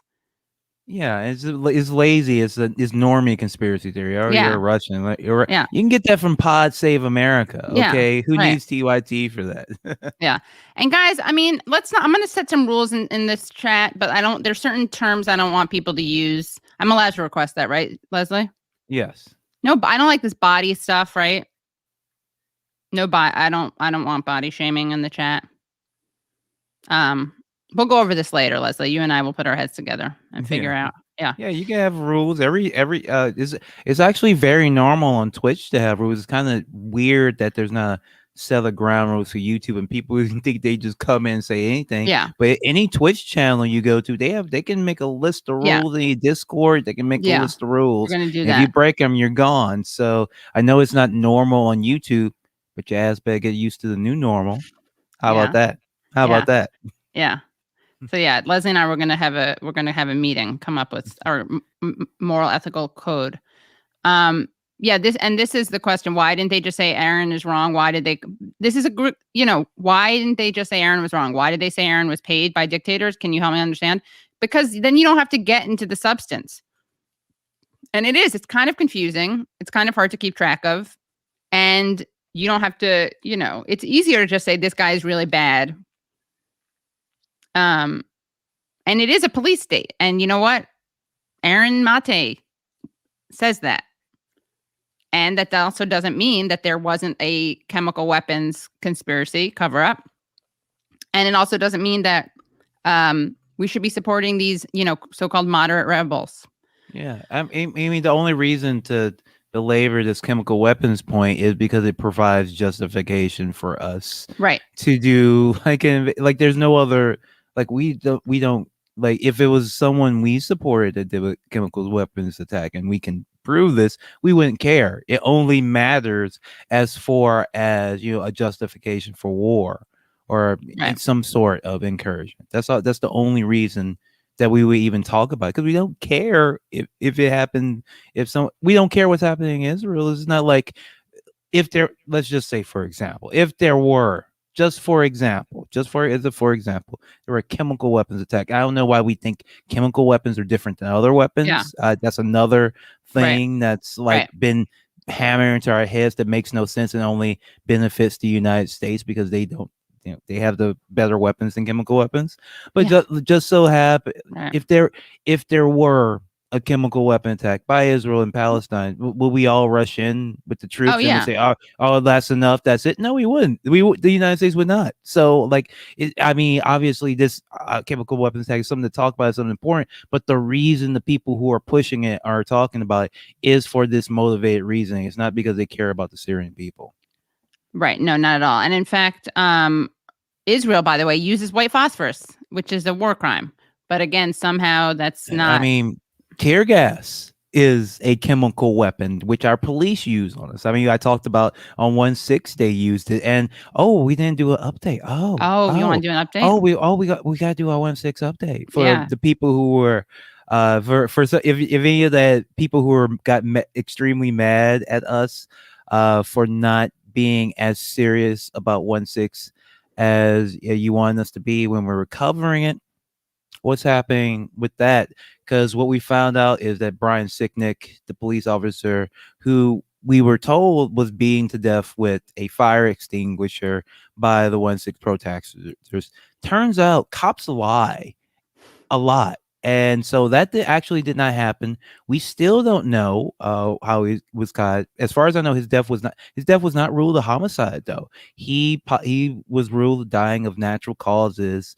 And the speculation was, and this is, they put out several different causes of death, leaked it, but the final one that they put out was basically he might have had a stroke that might have been influenced by the chemical weapons the cops were using. Now they said maybe some of the protesters had bear spray, but the cops had tear gas and stuff like that, and they used it. And so the speculation was that the tear gas could have triggered his stroke.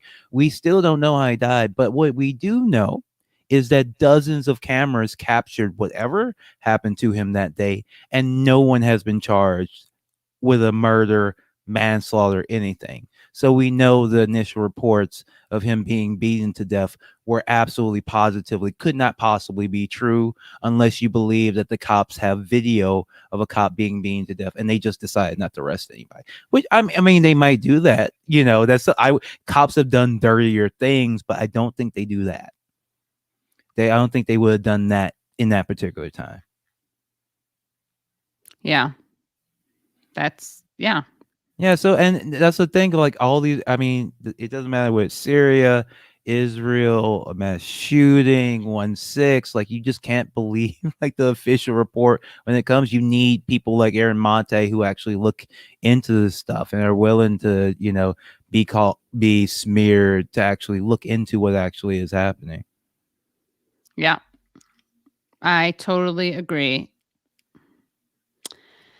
Yeah, so I didn't want to comment on it, but we should call out just saying things about people without any basis, because it does get us into wars. That's the thing. That's really what it's about, as you mentioned. Oh, and Brad says, if you truly believe that what is necessary is actual solidarity, then in my opinion, people with platforms making comments, as we just saw Anna make on camera, are at a bare minimum extremely counterproductive. Yeah. I mean, it's also seems silly. I mean, TYT, you got your spot, your platform. Nobody's coming for you. Nobody's coming for your people. Your competition is Pod Save. Go after Pod Save America. Like, nobody, like people listen to Aaron Monte in the Gray Zone and Kay Halper Show, and even say Jimmy Dore, is because they decided that TYT wasn't like good enough for them. It's like a filter. It's right. You come in and you're just a mainstream Democrat. Then you go through the first colander, it catches most people, but then you fall down and you're at like Pod Save America and like The Daily Show. And you follow that, maybe it's NPR first, then it's like Pod Save America, Daily Show. You're getting a little bit edgy there. You fall down a little bit more, and it's like TYT, Majority Report, and not to knock them, but that's the ontological layer. And then you drop down a little further, and like I even think the Gray Zone might be like 2 levels down from TYT, like from like to onto, like, you're just getting really deep into it. So you don't need to worry about it from like a brand management perspective. Aaron Monte giving you a kind of weak diss on Twitter. You don't need to like break your brand. You don't need to break character on screen because of that. That's not worth it. I mean, I get the I get that people get upset, because I mean, I've experienced this on my show.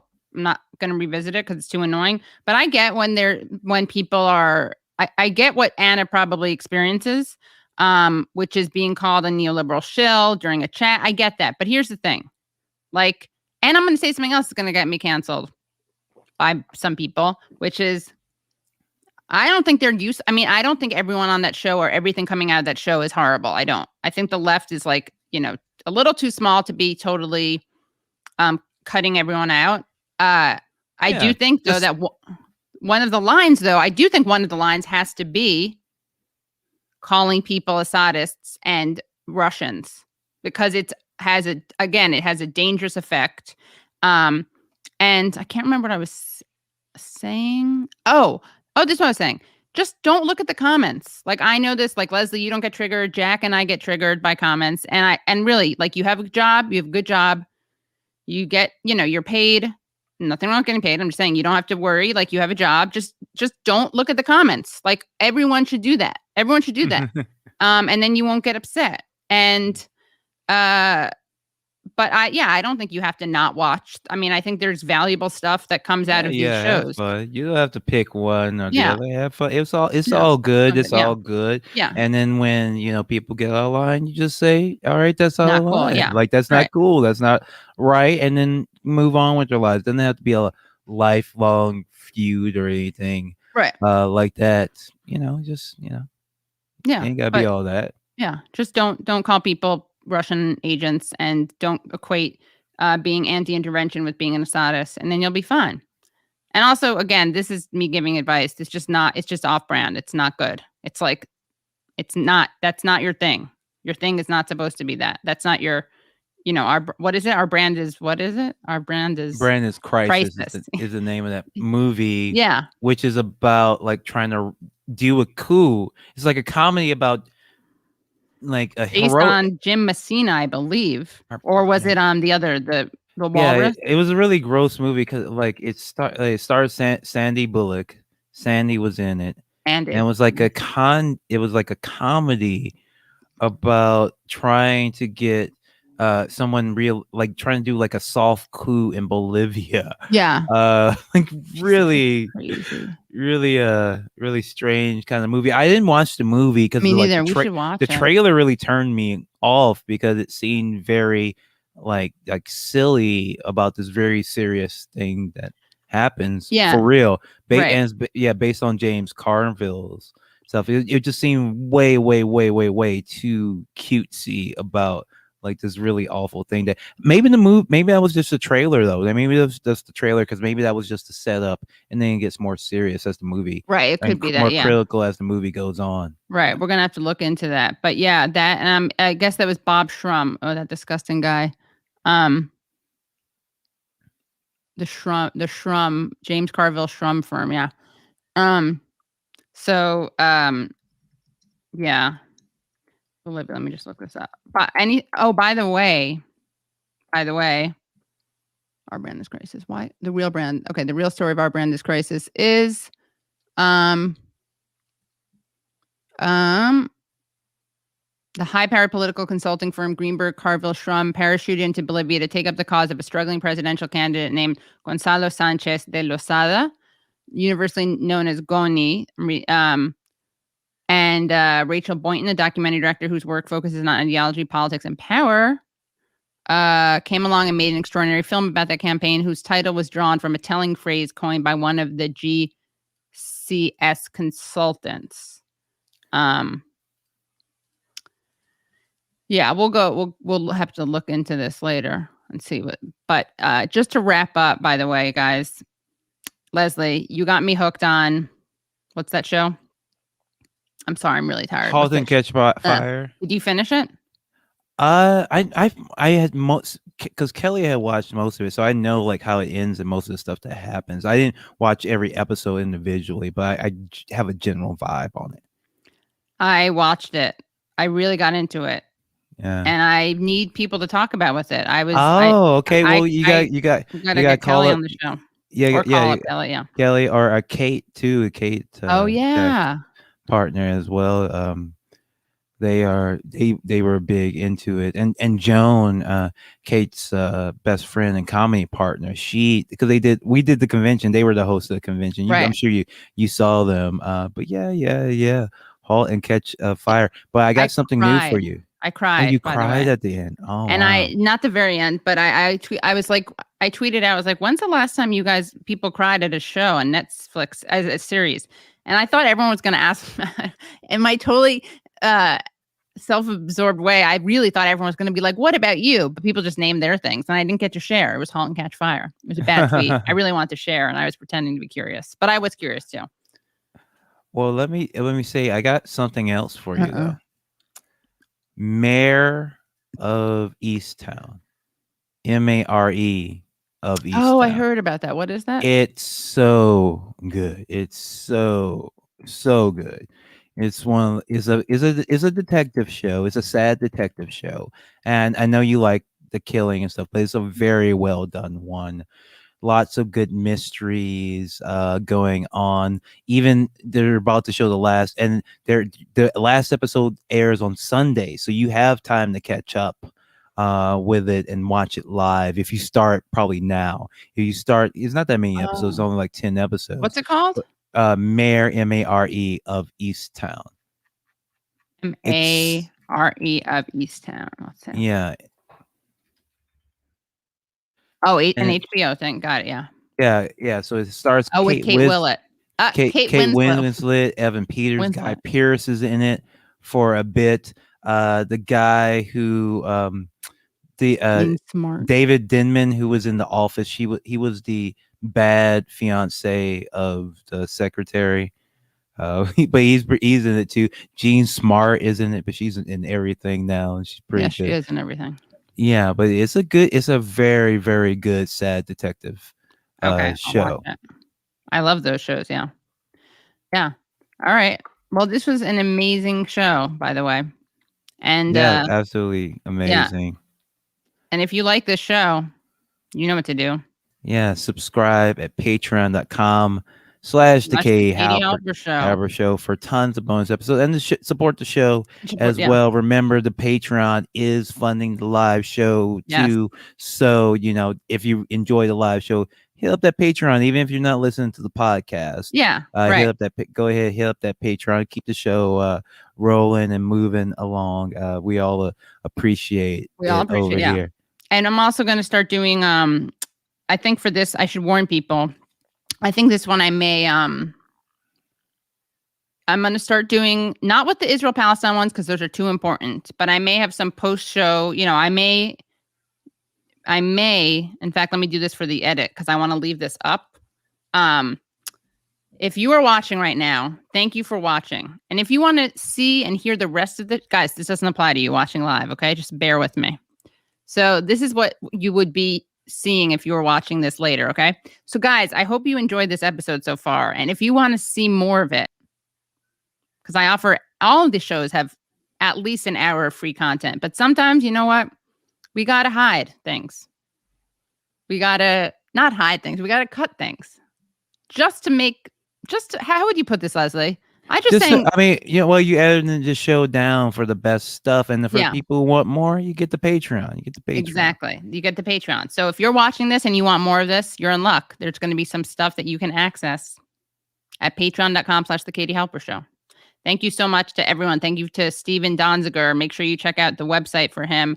Thank you so much to Roger Waters. Thank you so much to Leslie Lee. And we will see you on Sunday. It's going to be, Memorial Day. So it may be early. It'll probably be earlier in the day so that we can have on some people from the Middle East. Hey, cool. Okay. Cool. And don't forget, subscribe, like the show, subscribe, and rate, review the podcast. And to subscribe, you just do subscribe and then you hit the bell. Yeah. No, I don't mean cut things in terms of content, like nothing controversial that I have to cut out. I'm just saying I'm doing a lot of streams and I want them, there's a lot of really important information out there and I want to make sure that we provide all of that. And then I also need to keep some, I need to people, whatever. Yeah, Bodie's got to eat. Yeah, people know how podcast works. Yeah. People know, you have both. And speaking of podcasts, patreon.com/struggle session or sesh.plus. Please give a sub to Struggle Session if you enjoy seeing me on the Katie Halper Show. If you enjoy seeing Jack on the Katie Halper Show back in the day. If you want to, support me, support Taco, please check us out. We really appreciate it. We did a wonderful episode recently, I'm very proud of, on the Real Housewives of Beverly Hills, which was just phenomenal. Had a great time. Bree said that she listened to it and it was great. So I hope you check out my show. By the way, guys, there were over 1,000 people watching tonight. It would be nice if one person, I know we're dropping like flies, if one person became a patron. It'd be great. Someone wrote a really obnoxious comment, and I really hope they pay because I would like to read it because it's so stupid. By the way, someone asked Leslie, rec for you Sturgill Simpson's anime film. OMG. Oh, thank you. I see you, brother. I haven't checked it out yet. I got a lot of anime to catch up on. But yeah, I will definitely. That is already on the list. Thank you for the shout. Yeah. Thank you. Oh, and we should mention, if you join the Patreon, you do get access to the K Halper Discord, which is popping. Yes. It's popping. Yeah, it's popping.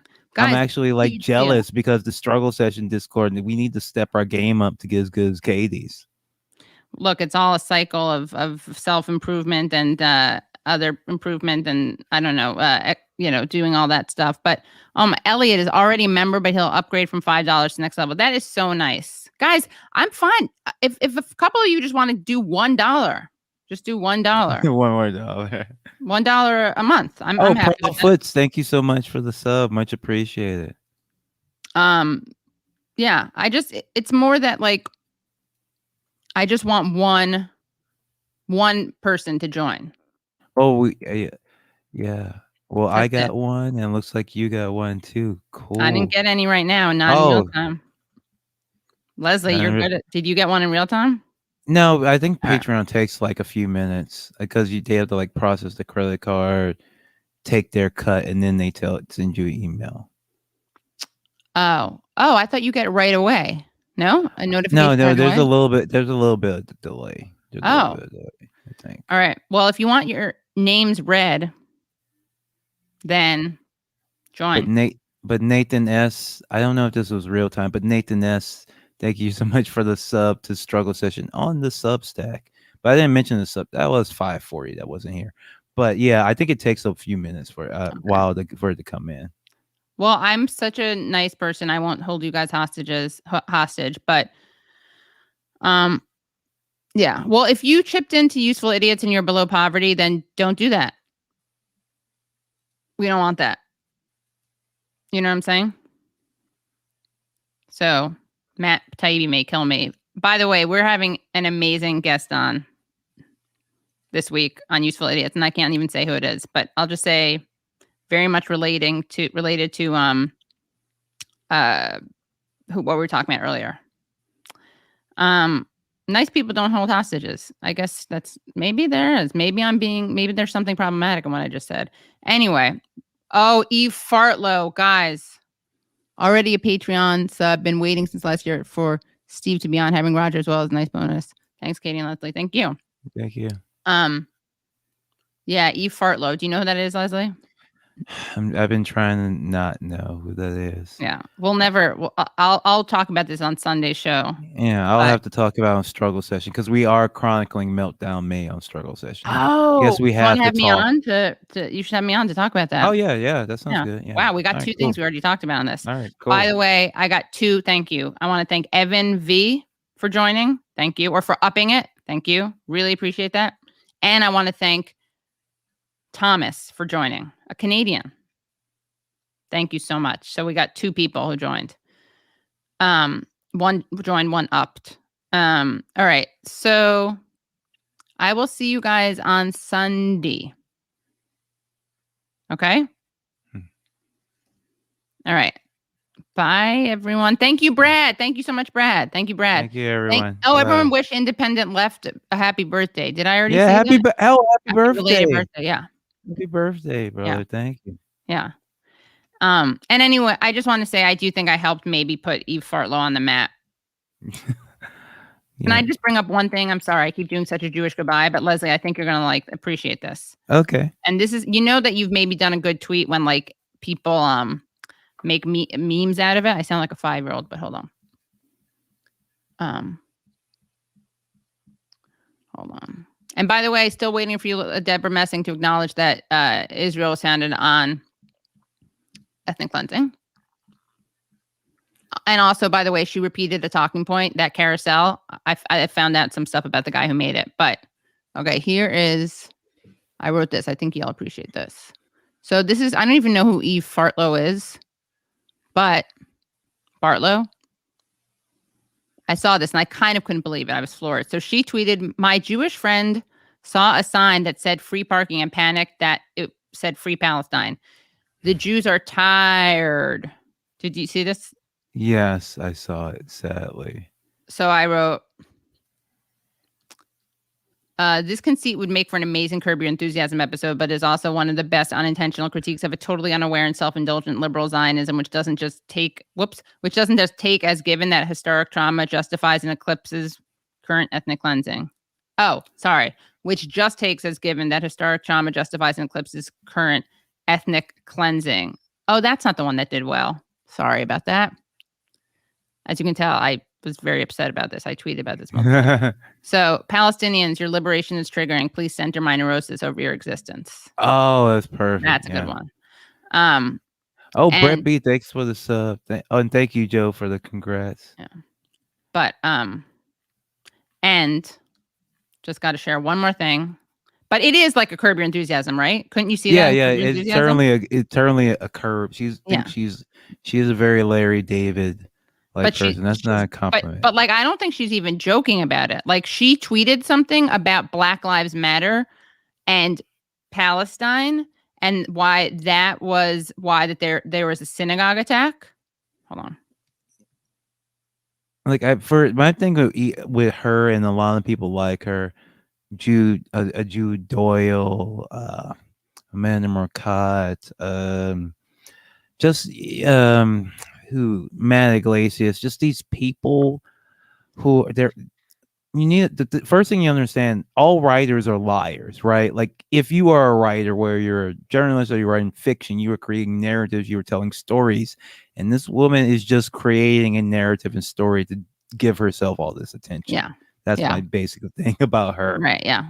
I'll look for that thing, but I think maybe Ken Klippenstein tweeted it out, but it was a ridiculous statement. And remember that carousel that Debra Messing tweeted? Oh yes. All right. And So remember we the guy who made it was this guy named Hen.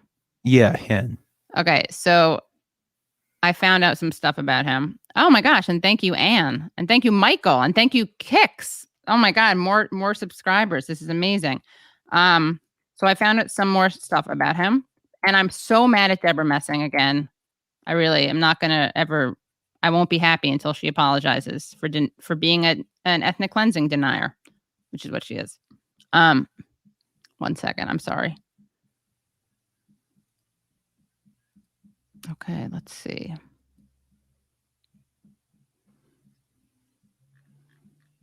Oh, I really tweeted a lot of annoyed stuff today. I didn't need to do that. I stayed up really late last night.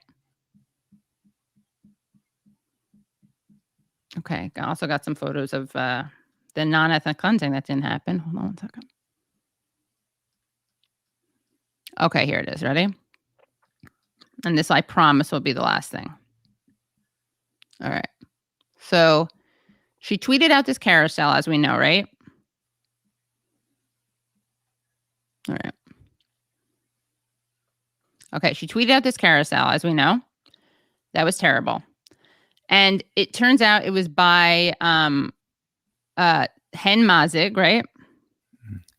And who was Hen Mazzig? He works for Stand With Us, a pro-Israel right-wing Zionist outfit. He was literally awarded, unironically, a Hasbi Award for his Hasbara, or propaganda, explaining things to readers that they might not know about, heightened by the first-person account of his experience, okay?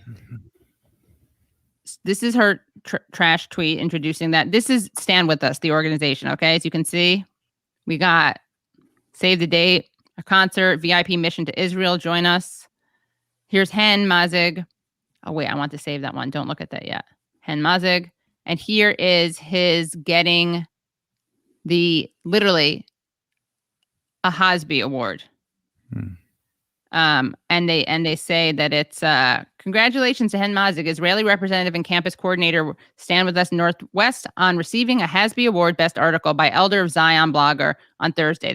They're being self-deprecating, obviously. There, January 30th, he won for his October 10 article in the Times of Israel called "An Israeli Soldier to American Jews Wake Up." There are only 3 nominees for this category, but that didn't make the decision any easier. The Jackinson article is destined to be a classic, and the Brendan O'Neill article is a must-read. In the end, I went with Hen Mazzig's article because it is the best example of Hasbara in the classic sense, explaining things to readers they may not know about, heightened by the first-person account of his experience. By the way, I wish I had thought of nominating this article, which is also about a peacenik getting slapped with reality. It probably wouldn't have won, but it would have been a very good addition to the nominee list. Okay. So, but here's the interesting thing. Okay. Here's his great piece. An Israeli soldier to American Jews wake up. But here's the great thing about Hen. Okay. He is a pro-Israel superstar who may have worked as a secret agent on college campuses. Now, I know you're going to say, guys, you're going to say that reads like anti-Semitic conspiracy theory. And it does, but you know who wrote this, where this was published? Thank God. The Forward. Nice Jewish publication. Way to the right to me and you on Israel. But yeah, this is what we do know is that he was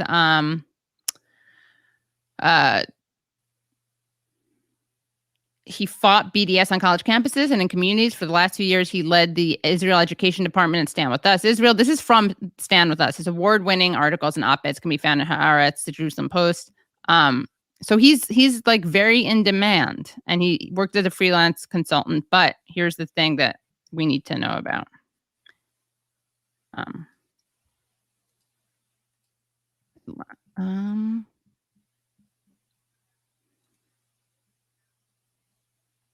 So he's an icon, a veteran of Israel's military. second. Oops. Crap.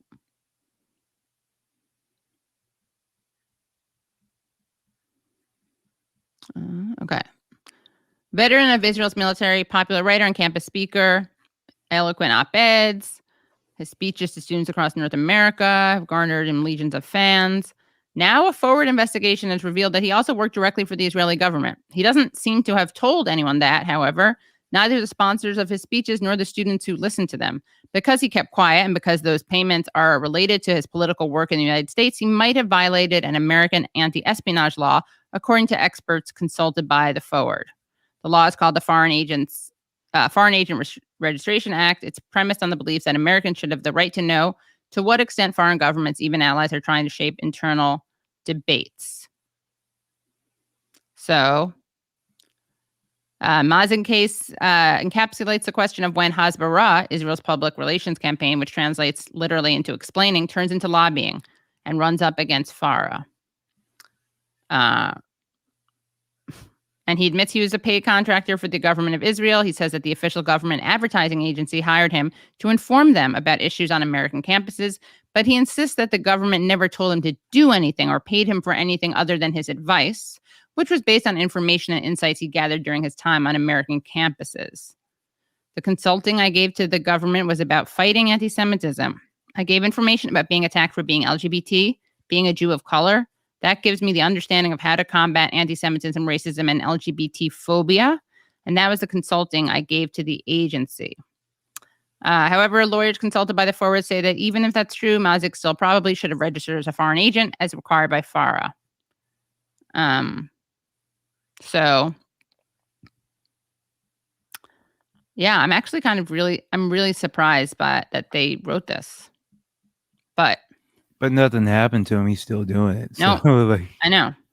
So I think that, so he's an actual foreign agent. Unlike Yeah. Aaron. He's actually a foreign agent confirmed. he received $49,000 from the Israeli government from February 2017 to April 2018, according to a payment spreadsheet acquired from Israel's government advertising agency via Freedom of Information. You mentioned how Zionist triggers you. Can I say that I've seen this a lot whenever they're talking about paying off the agents of Israel, they always put the money in shekels and it always seem anti-Semitic. I know, I skipped over that. Yeah. Why? Because a lot of this stuff is in Jewish publications. It's Right. mentioned in shekels. It's I know. This that is again seems the Curb Your anti-Semitic. Enthusiasm thing. Yeah. So listen, it lists payments to Mazig and one of his employees with line items like campus's apartheid campaign, campus campaign for pro-Israel people, alongside dates, many of which line up with his North American campus tours. If he had been receiving instructions from the government of Israel as to what he should do in the U.S. during these campus campaigns, he could be considered to have acted as an agent of foreign principle according to the law and would need to register his activities with the DOJ. So we have an attorney who specializes in FARA cases told the Forward, what seems clear from the payment ledgers is that we have strategic communication, strategic context, strategic objectives ordered by a foreign government to influence political affairs inside the United States of America. If that is what's going on, then one can clearly conclude reasonably that we have registered activity under the Foreign Agents Registration Act. It appears as though the line items on the invoices may have indicated that there was a request or an understanding that this consulting would undertake activities in the U.S. And if that's true, I think that would be problematic. If, however, the understanding from the government was purely for activities outside the United States, that's a different story and FARA may not apply. Wow. Ooh, this looks sketchy, Leslie. You see this? Did Mazig work for the Ministry of Strategic Affairs? The document acquired by the Forward, which has never before been made public, details not just the total payments ordered, but also breaks them down into individual deposits. It shows that Mazig was paid by the Israeli government's ad agency, known as LAPAM, which transliterates a Hebrew acronym. However, the deposits were requested by another entity, which was listed as Prime Minister's Office MLS, with MLS comprised of the Hebrew letters Mem, Lamed, and Samesh. I don't know what that means. A source with knowledge of Israeli bureaucracy told the Forward that MLS stood for the Ministry of Strategic Affairs, in Hebrew, Mizrad Lenos Im Estrategim. I see what you did there. A stratagem, not a Hebrew word. I'm kidding. Obviously, people borrow from other languages. The Ministry of Strategic Affairs is the Israeli government's primary body tasked with fighting the boycott, divestment, and sanctions campaign against the Jewish state. Its actions, including creating an official blacklist banning Jewish supporters of BDS from entering Israel, have been controversial in some American Jewish communities. The Israeli magazine The Seventh Eye reported in September that the ministry was working with hawkish American charities on a project called Kela Shlomo, which the Forward wrote last month, appears to be an effort by Israel's Ministry of Strategic Affairs, at least in part, to fund anti-BDS activities outside of Israel that won't be attributable to the government itself. Indeed, the Director General of the ministry, which is a budget of hundreds of millions of shekels, said in comments caught by a hidden camera Al Jazeera documentary that it is active on foreign soil. We are different government working on foreign soil, and we have to be very, very cautious. Director General Simcha Vaknin Gil was recorded saying at a pro-Israel conference, according to Haaretz. At least 4 major American Jewish advocacy groups rejected working with the ministry on a secret project because they feared doing so would mean they would have to register with the Department of Justice under FARA. Was Mazik working for the Ministry of Strategic Affairs in addition to or instead of the government ad agency, LAPAM? When he was interviewed on the phone by the Forward on October 11th, he said that the payments were for consulting work he had done for the ministry. No, not the ministry, the agency. Maybe this was a misstep by someone speaking in a non-native tongue. However, the line item of the final payment to Mazik listed in the spreadsheet on April 10, 2018 says it is for strategic activity for the ministry. The Hebrew word for ministry is not used in the name of LAPAM. So it is the ministry, they're saying, right? I don't know. I don't know. Yeah. Anyway. He's kind of deep in the weeds. I mean, the fact is he's not going to get in trouble for it because they're not like Israel is the Israeli government is allowed to operate here if they want. Like they're an ally, so it wouldn't even make even if they call them red-handed, it wouldn't make a difference. Right. Yeah. The relationship between him and the government was unidirectional. He advised them on what to do, not the other way around. And yeah, you're right. And even that, don't you hate hearing that? Because it's like, don't you having to say that? It sounds like a conspiracy theory, but it's true. It is.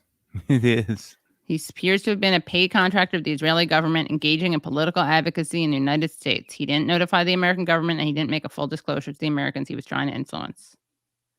I do have to say one thing, though. I want to remind people that America is also bad. It's not just Israel.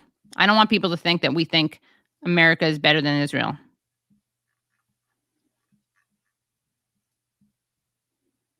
God, this is a real deep dive. What do you think, Leslie? Some people are feeling like people are picking on Israel in a way that's not fair because it lets America off the hook. Who cares? I mean, that's so silly. That's silly. Yeah. To me, who cares? I don't respect anybody who says that. Yeah. Fuck off. Well, fuck off. also, it's occupation. Fuck off. Like, you know. Oh wait, hold on. Brad just discovered something. Wait, Brad, what are you saying? Sorry. This is. Let's not make it 74 years. Wait. Oh, you're saying that they. Oh, whoa. Brad is saying that they reverse engineered this. Is that what you're saying? Oh, yeah. Do we know? Brad, is that what you're saying? Yes. Okay. So. I mean, I don't know if it's some secret. It might have been deliberate because he would deliberately say he wouldn't have a problem saying, I took a pro-Palestinian meme and I turned it around. Like that seemed like the point actually that he was trying to. It is take the common meme format for people who actually want justice and turn it on his head. So I don't think he would like. Right. That would be much of an accusation. But good to know. Yeah. Anyway, certainly certainly small potatoes compared to FARA violations. Anyway, but no, it is good to know. And